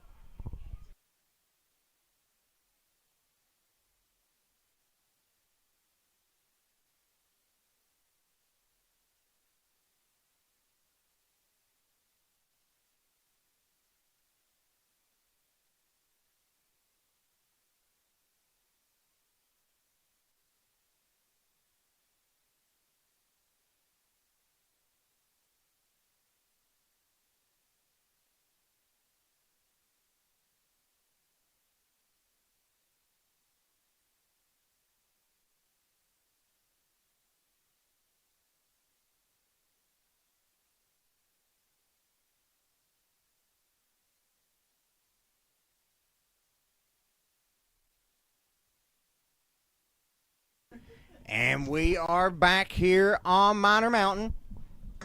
And there's going to be a flag immediately on the play here, and that's going to be offsides on Mingo Central. It's going to get the Warriors a little bit closer to that first down that they're seeking.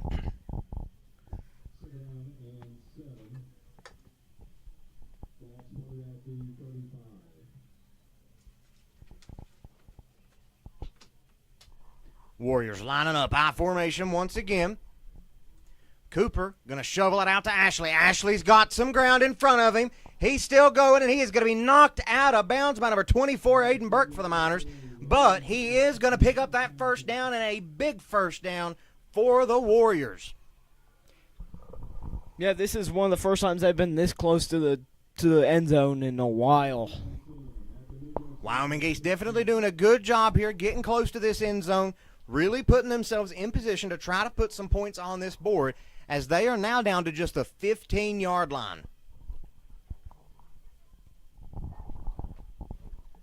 The Warriors are down to the 15-yard line. They're getting ready to snap the ball. The ball is in play. Ashley's going to be met in the backfield. He is still fighting off Miner defenders, but he is going to be swallowed up by a herd of them, but he is going to pick up, it looks like, about 3 yards on the play. Yep, so make this 2nd and 7 for... Nice job there by Ashley on just keeping driving, keeping his feet moving, keep digging, still picking up yards, because, again, he was hitting the backfield, and he still managed to fight his way up the field to be able to get just those couple yards that he did gain. The Warriors definitely got a little bit more drive this half. And we are down now to about 8 minutes left here in this third quarter. Warriors looking to put their first points of the night on the board. Yeah, it looks like these lining up. Warriors are putting a little bit more of a fight up than before.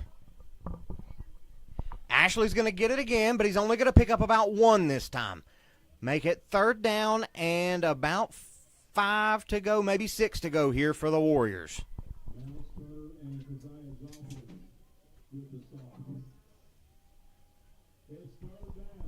Mingo Central needing this stop here on third down. You got to imagine that Wyoming East, they've got 2 plays here. If they don't get this first down now, they still have 4th down to try to get it. Cooper going to be lining up under center here for the Warriors. I formation. Ball is snapped. He drops back to pass with it, throws it, and that's going to be swatted down by the Miners. Looking to see, looks like number 54 for the Miners. Give us just a second while we check our roster. That's going to be Kyler Turner on the deflection. Nice job there by Kyler Turner, who also just won Homecoming King just a few minutes ago, getting that nice swat to bring up 4th down here for the Warriors. Wyoming East desperately needing these points. They really do not want to walk away empty-handed here.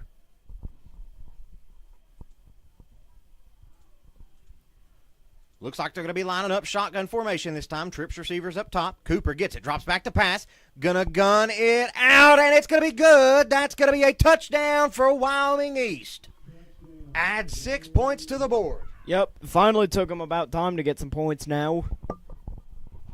So that's going to give them their first 6 of the night here. They score, leaving 7 minutes and 18 seconds left in the third quarter.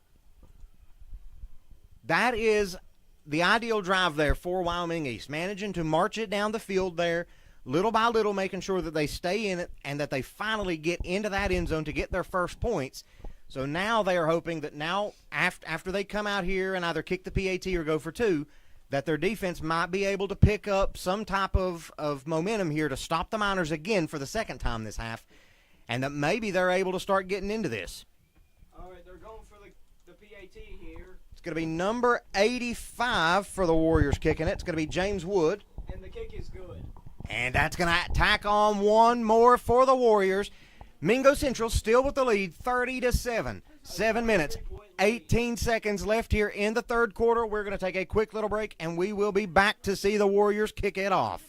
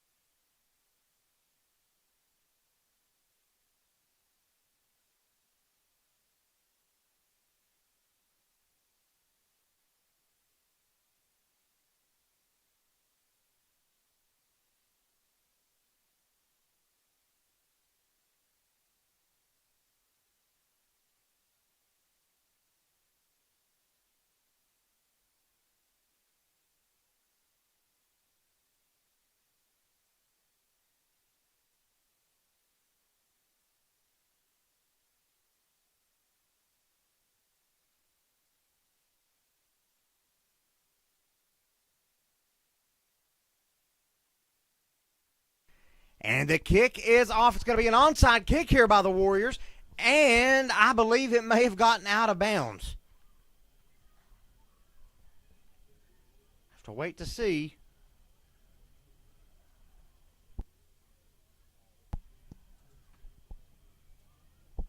It is going to go out of bounds, I believe. So it will be Mingo Central ball there. Nice onside kick. The Warriors getting really close to getting that. So after that kick, the Miners will be starting this drive from the 47-yard line.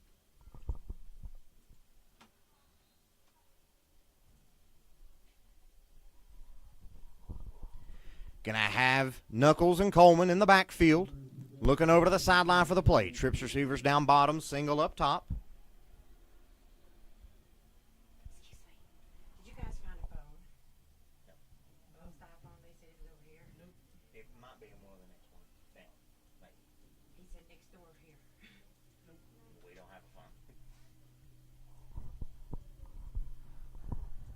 Ref walking back in here. Now he's walking back out. Ball's going to be snapped. Coleman, he's got some ground. He's got some real estate here. He gets stopped at around the 15-yard line. They're going to spot it at the 17 here for a nice Mingo Central first down. Pretty much going about half the length of the field there in one run.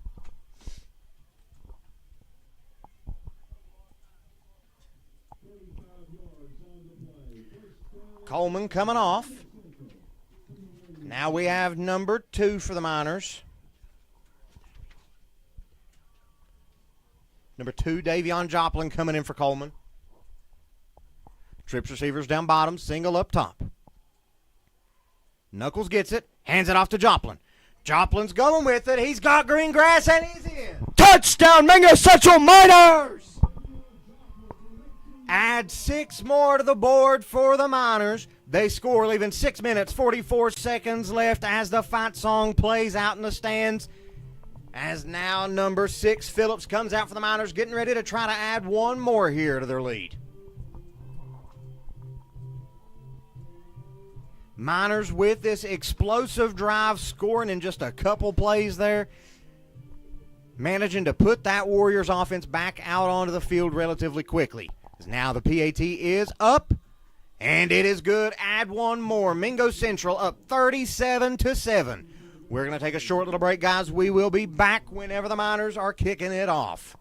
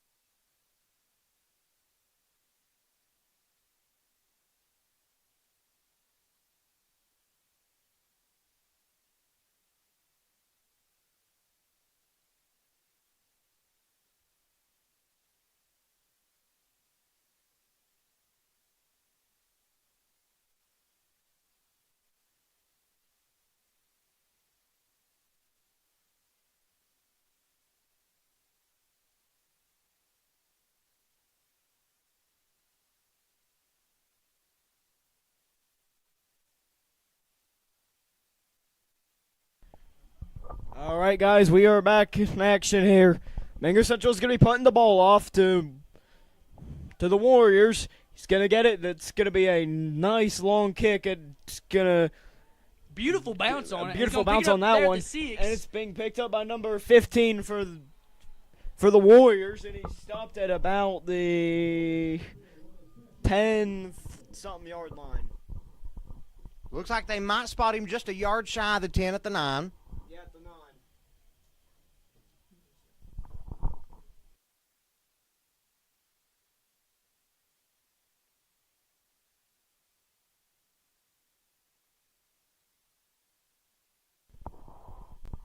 All right, 6 minutes, 39 seconds left here in this third quarter.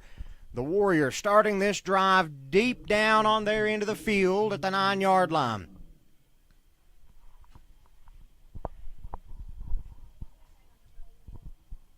I formation. Cooper under center. He's going to hand it out to Ashley, and he's going to be met immediately in the backfield. But he is going to fight, and he will get, I believe, back to the yard, to the line of scrimmage. My bad. He may have gotten about half a yard there. Looked like Jacob Maynard was in there on the tackle and 2 other Mingo Central players. I couldn't quite read their numbers. That's something we've seen quite a lot here recently. The Miners defense, on this handoff to Ashley, they're usually able to get back to him pretty quick. It's just a matter of actually bringing him down. He is a tough dude out there running that. At the end of the last play, Bo Hatfield was limping over to the sideline. Coach is looking at him right now at his foot. And he seems to be walking it off on the sideline here. Maybe his hand. There is going to be a flag on the field. I believe that is a delay of game on the Warriors. So that is going to back them up. What little bit Ashley did manage to gain there goes away.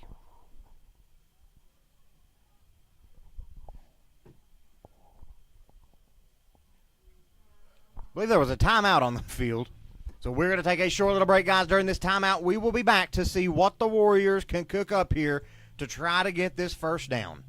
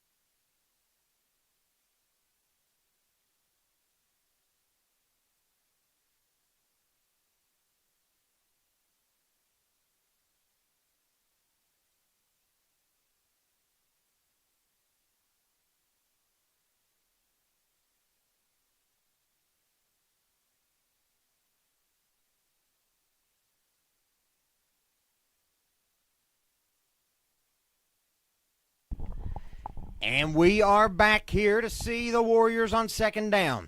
Cooper, he's going to drop it, fumbles it a little bit. Under pressure, he's going to gun it off, though. Almost intercepted by number 3, Keziah Joplin, but it is going to fall incomplete.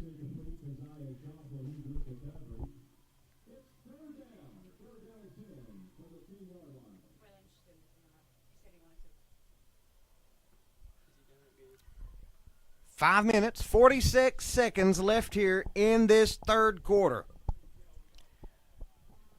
Warriors looking to try to tack on 6 more points here.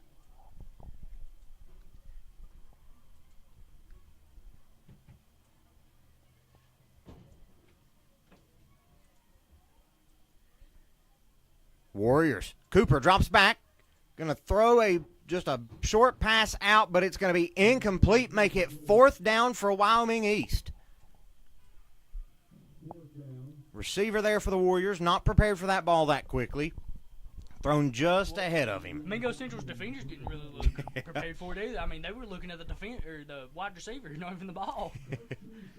I think it was just a bad miscommunication. Wyoming East looking to punt it off here. Got number 24, Aiden Burke, down deep to return it. There's going to be a flag on the field, and that's going to be a very short punt. Yeah, that punt sure wasn't too good for Wyoming East. If I had to guess, I think Mingo Central's going to set up shop right here about the 17-yard line, 16. And then they're going to get their real estate ready. Absolutely phenomenal field position here for the Miners to be able to get into this end zone quickly.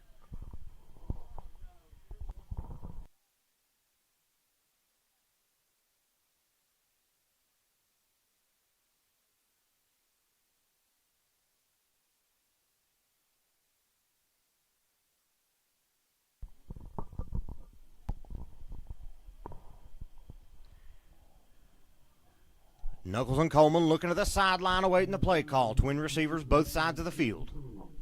Shotgun formations. They get ready to take the snap. Jameer's going to hand the ball off up the middle. Bam finds a few good blocks and gets a bad hit from the back. Nice tackle there by number 85 for the Warriors, James Wood, the sophomore for Wyoming East. That was one hard hit. Like we were saying earlier, guys, this Wyoming East team is one to watch here in the future because most of their team are freshmen and sophomores. So they've got a lot of years with this team to be able to grow and develop, and they could be pretty interesting to see here in the future. Yeah, absolutely. Deep right. Touchdown, Mingo Central. Mingo Central touchdown.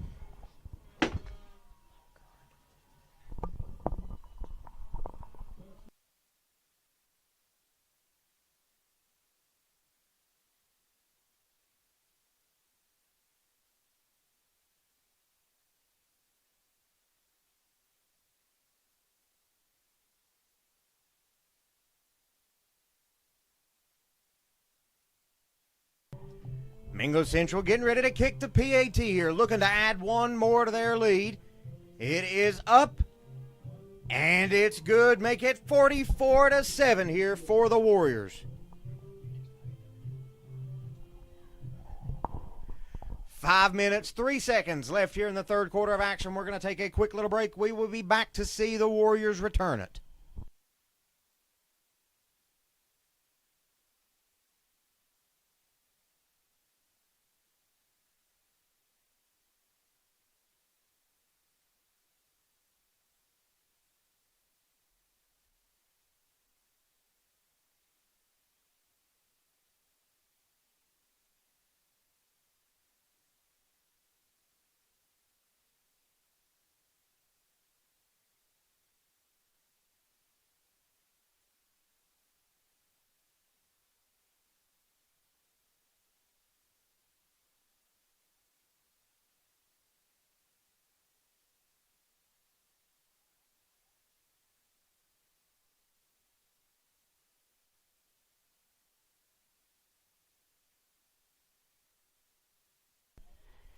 And we are back to see the Warriors return this kickoff. Newsom Boots it deep here for Mingo Central. That's going to go back into the end zone for a touchback. Yeah. It seems like there's one thing that's guaranteed with these punts: touchbacks or them going out of bounds. So that one, that's going to set Wyoming East up at the 20-yard line. That's where they're going to be starting this drive from.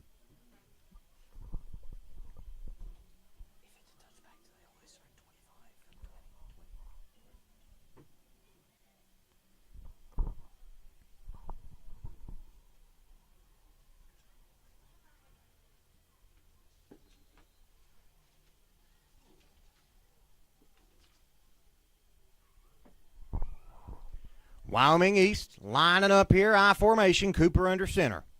Single receiver down bottom.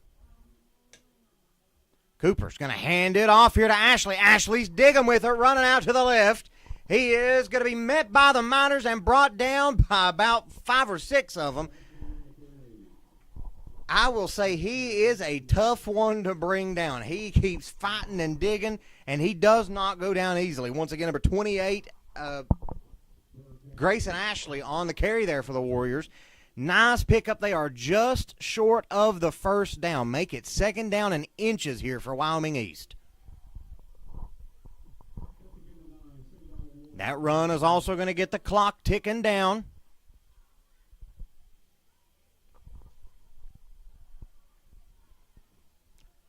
Cooper under center. Ashley once again the halfback. Going to be handed off to Ashley. There is going to be a jumping tackle there by number 2, Davion Joplin. What a tackle there, being able to jump over the offensive line of the Warriors to be able to get that tackle. Make it 3rd down and 2 to go now for Wyoming East.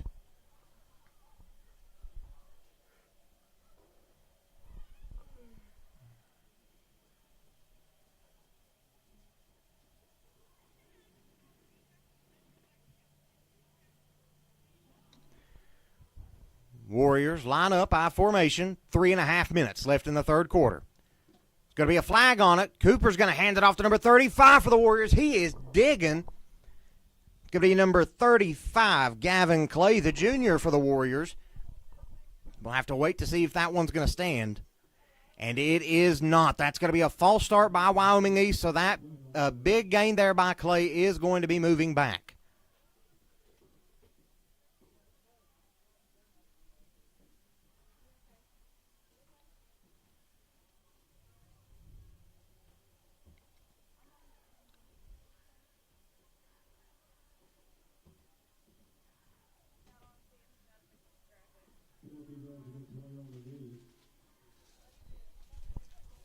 Number 35 for the Warriors heading off the field, Clay.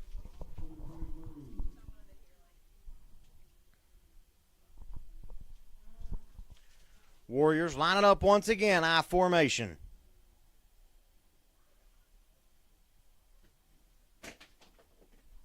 Ball's going to be thrown to number 2 for the Warriors, and he's going to drop it there. Have to see. I believe the Warriors did recover it. We'll have to see who comes up with it.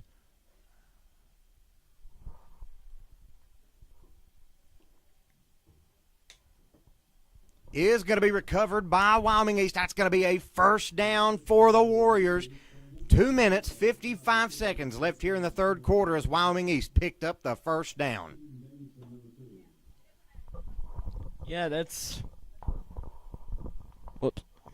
definitely been something for him to try and make up for, is a lot of these 1st downs they haven't been able to make without either getting turnover or intercepted. Now Clay's got it again. He's going to get a big gain for Wyoming East. They're going to give him about 8. Nice carry there by Clay.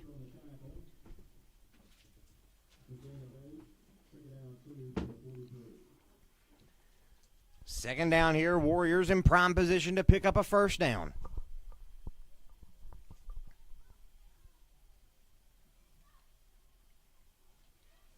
Cooper drops back to pass. He's going to gun it out to number 11 for the Warriors and almost intercepted by number 23. I believe that's Donovan Valdalamar. Intended receiver, though, number 11, Brady Johnston for the Warriors. Pass just a little too far out. Mingo Central looking for a big third down stop here. Wyoming East only about 1.5 yards away down from that first down marker.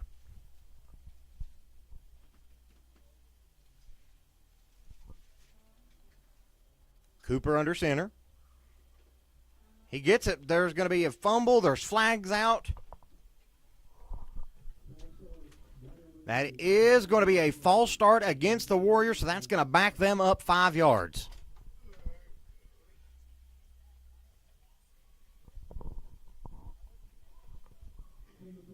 Third down, 7 yards to go now for Wyoming East.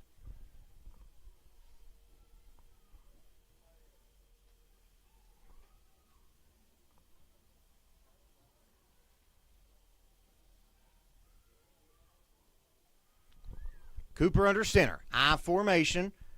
Right at 2 minutes left here in this third quarter of action.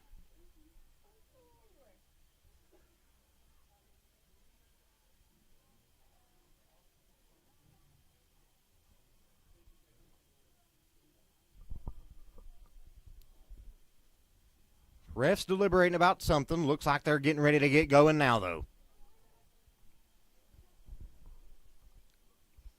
Cooper drops back to pass under big pressure, throws it to number 11 Johnston, but it's going to fall incomplete right into his numbers on his chest, but he's not able to maintain possession of it, so that's going to make it fourth down now for Wyoming East.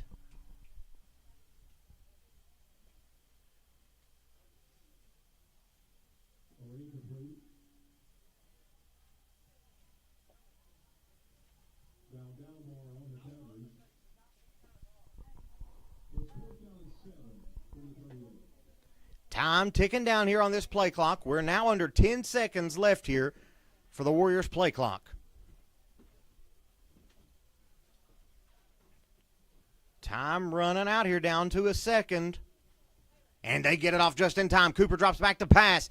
He's going to get it. It's going to be complete. But he is going to be short of the first down. That's going to be a turnover on downs. Make it Miners ball. 1 minute, 43 seconds left here in the third quarter of action. Mingo Central with the lead, 44-7. We're going to take a quick little break, guys. We will be back in just a moment.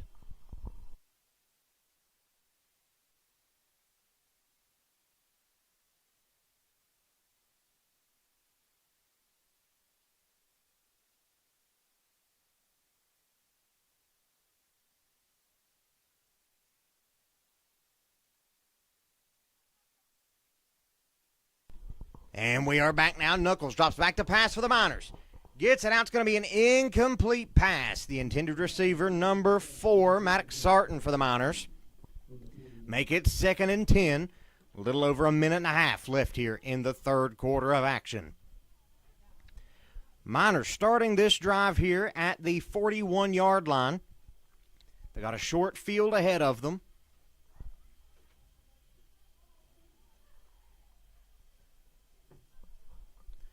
Miners lined up, shotgun formation. Twin receivers both sides. Knuckles hands it off to Coleman. Coleman is going to be brought down. That's going to be a horse collar there on the Warriors. That's going to be number 10 for Wyoming East. Is going to be the one that draws out that horse collar. Might be a face mask. It is a face mask. That one, I can see that one from all the way up here. Stopped Coleman dead in his tracks. So that's going to be an automatic first down here for Mingo Central, and that's going to move them way down the field.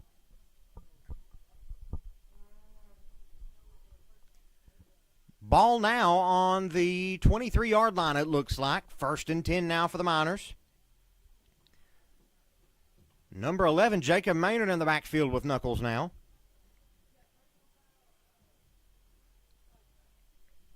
Twin receivers, both sides of the field. Knuckles and Maynard lined up shotgun formation. Knuckles gets it. Drops back to pass. Guns it deep, and it's going to be an incomplete pass. Intended receiver there, number 4, Maddox Sarton. Not able to maintain possession of it. That's going to bring up 2nd down here, 10 to go for the Miners. Yeah, the Miners have been really interesting to see play tonight because they can just make anything happen spontaneously. They just boom explode and anything happens. All right, the ball's snapped. Knuckles going to keep it himself, running with it here. He is going to be brought down. See where they spot this one. He's going to be brought down right at about the 14-yard line. He's going to be about a yard short of the first down marker. Third down here now for Mingo Central. We're now down to 40 seconds left here in the third quarter of action. And the clock is still ticking. Trips receivers up to the top of the field, single down bottom. Knuckles gets it. He's going to hand it off to Maynard. Maynard's running up the gut with it. He's still going. He's got it. Touchdown! Touchdown, Mingo Central Miners! Nice job there by the Miners, scoring with 23 seconds left to move up to 50-7. As now the PAT team coming out onto the field here, led by number 6, Phillips from the Miners.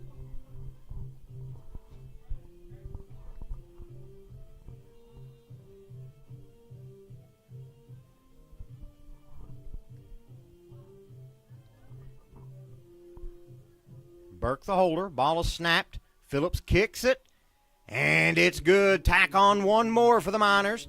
Mingo Central with the lead, 51-7, 23 seconds left until the end of the third quarter. We're going to take a short little break, guys. We will be back to see the Miners kick it off.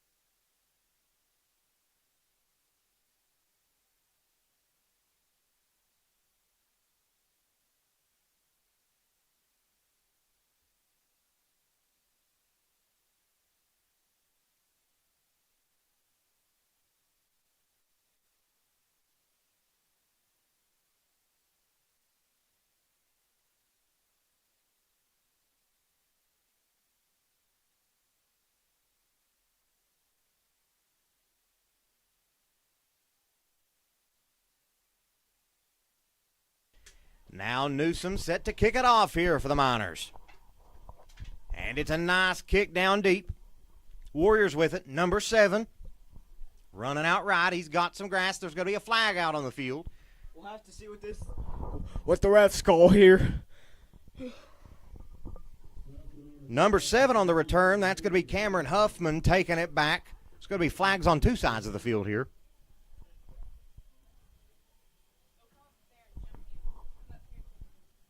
Have to wait to see what the call is here.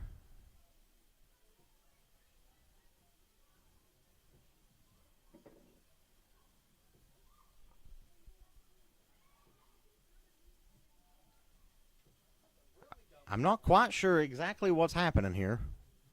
Both teams.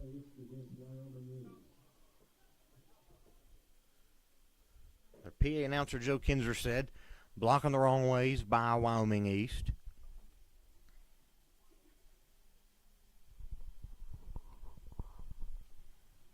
That is going to put the ball. We'll see where they spot it at here.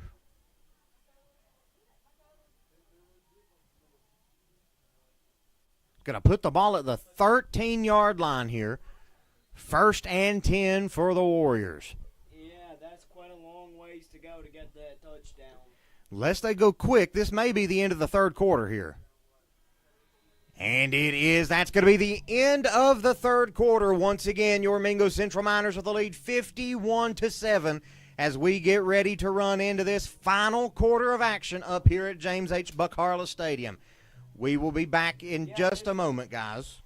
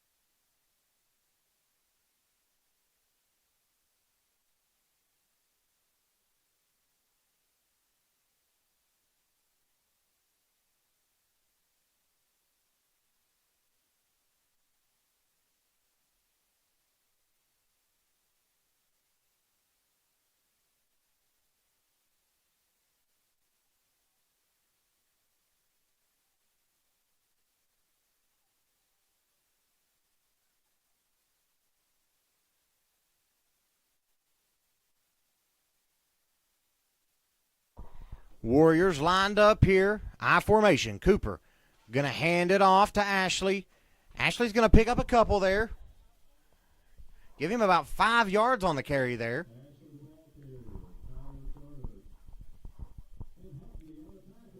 Going to be Kyler Turner and Tegan Hackney on the tackle there for Mingo Central. That's going to start off our final quarter of action here as the clock is winding down now.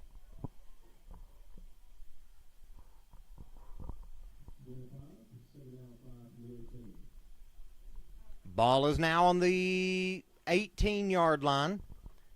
Warriors I formation, and they are going to jump off sides, and that's going to back them back up the 5 yards that they just gained. Yeah, these penalties have been absolutely destroying Wyoming East. Yeah, we've seen on both sides of this ball here, from Mingo Central and Wyoming East, both teams getting a lot of penalties on them that should be avoidable. That should be. But again, like we've said, this Wyoming East team is very, very young. Yeah, we've got a lot of them being freshmen and sophomores. They basically just got here.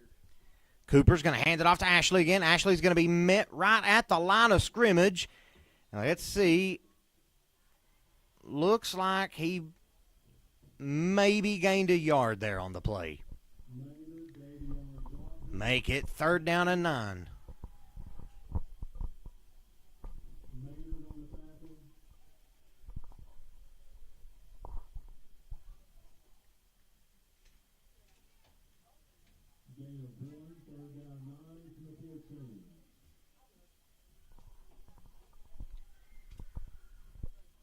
Wyoming East getting the play in here. Under 10 seconds left on the play clock. Down to 2 seconds.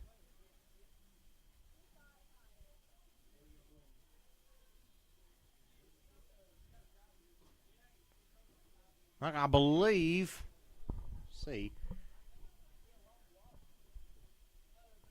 I believe they're going to let Wyoming East take the timeout before that delay of game hit there. And yeah, since they're taking a timeout, we'll be taking one, and we will be right back when action resumes.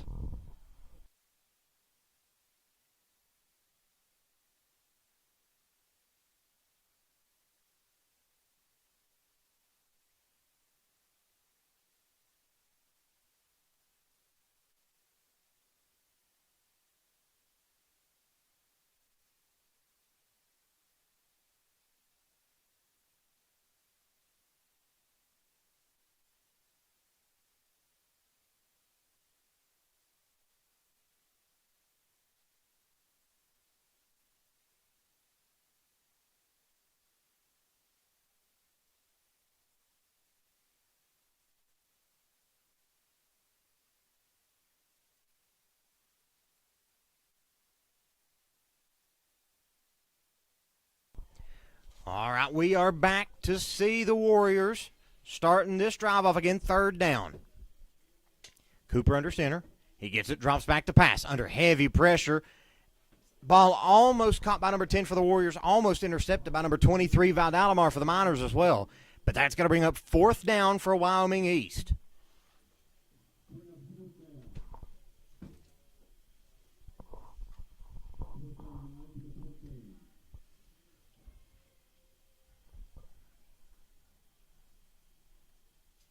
Clock is winding down now, down to 9 minutes left here in the ball game. So we're also approaching the 3-hour mark. Now this punt is going to be blocked, I believe. Miners, Valdalamar is going to pick it up, and he's going to run it in. Touchdown, Mingo Central Miners! What an amazing play there. Number 23, Donovan Valdalamar, scooping up that block punt and running it in for 6 for the Miners.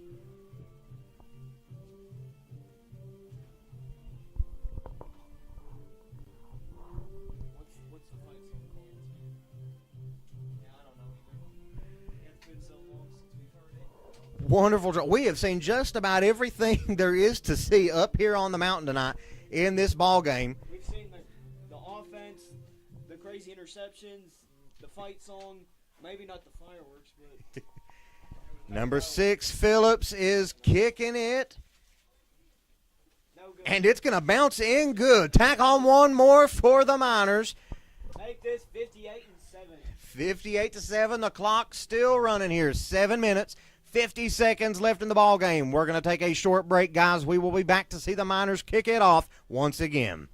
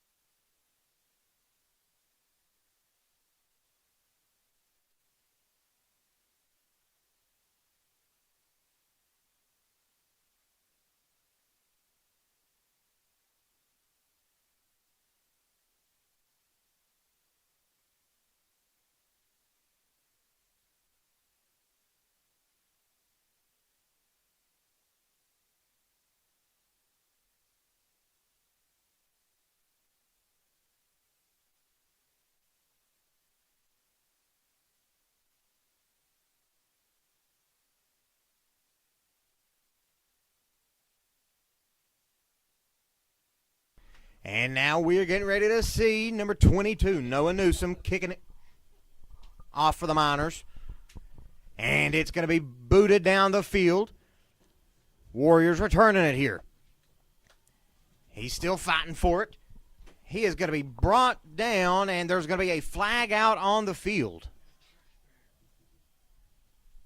Wasn't able to get the number of the returner there.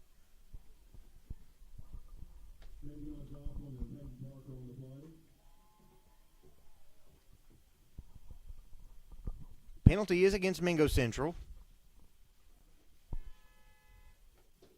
I believe it was helmet-to-helmet contact.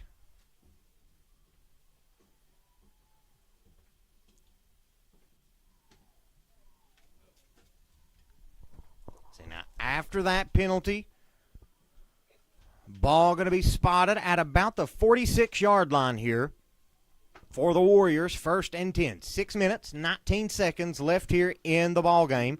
Clock winding down now.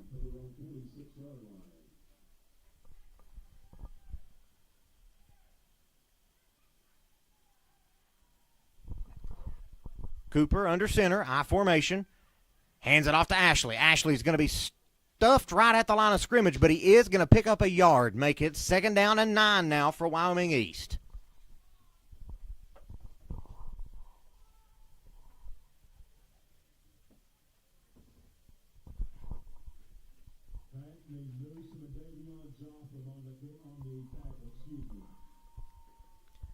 We're now down to about 5.5 minutes left in the game. The clock is going to keep on winding down regardless of whether there's a pass thrown or a run played.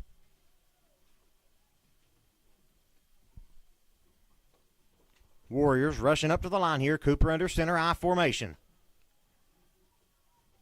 Ball is snapped. He's going to hand it off to Ashley, who's going to be touched. It's not going to be Ashley. Gain of about 3 on the play here. I believe that's number 44, Devin Walls, on the carry there for the Warriors.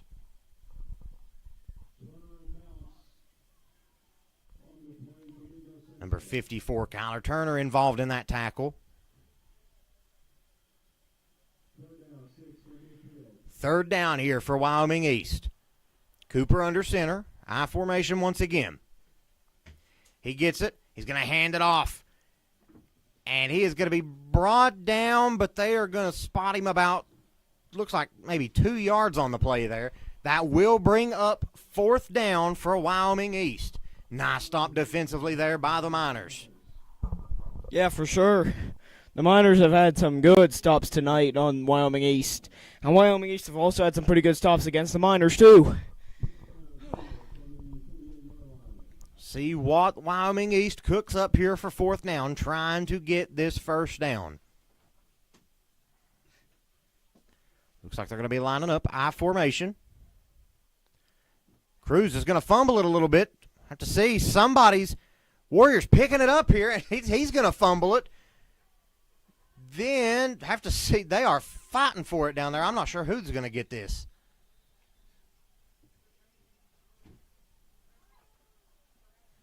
Looks like they are going to say that this is Mingo Central's ball. Even if the Warriors did recover it, it would still have been a turnover on downs. So that's going to make it Mingo Central ball here. 3.5 minutes left here in this ball game. Got to imagine Mingo Central's just going to run the clock out here. Yeah, and try and get it in some additional points.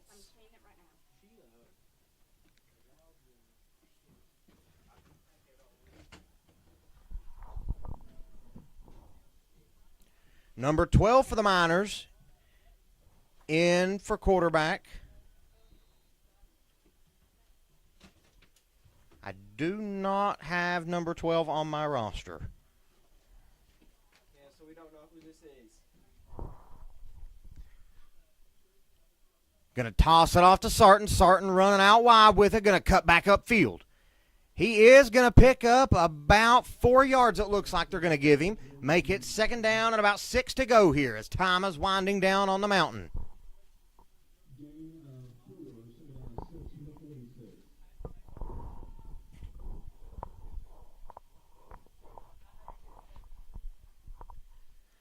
Mingo Central using every second that they've got.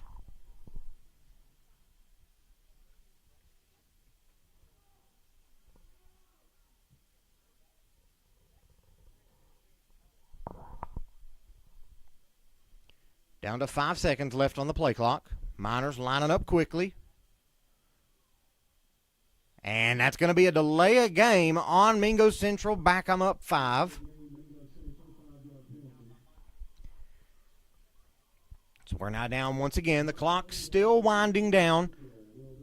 Down to 1 minute, 45 seconds. Yeah, it seems like Central really is trying to run out the clock here. Also, as time is winding down here, there's just a moment here. I don't want to pull something up on the screen and have it block something.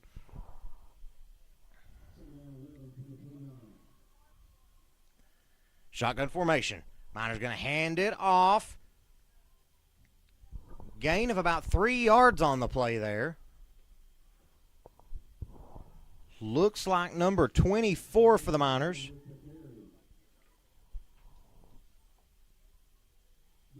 No, number 20, my bad.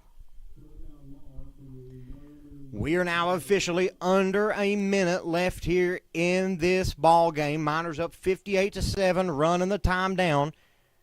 It is third down.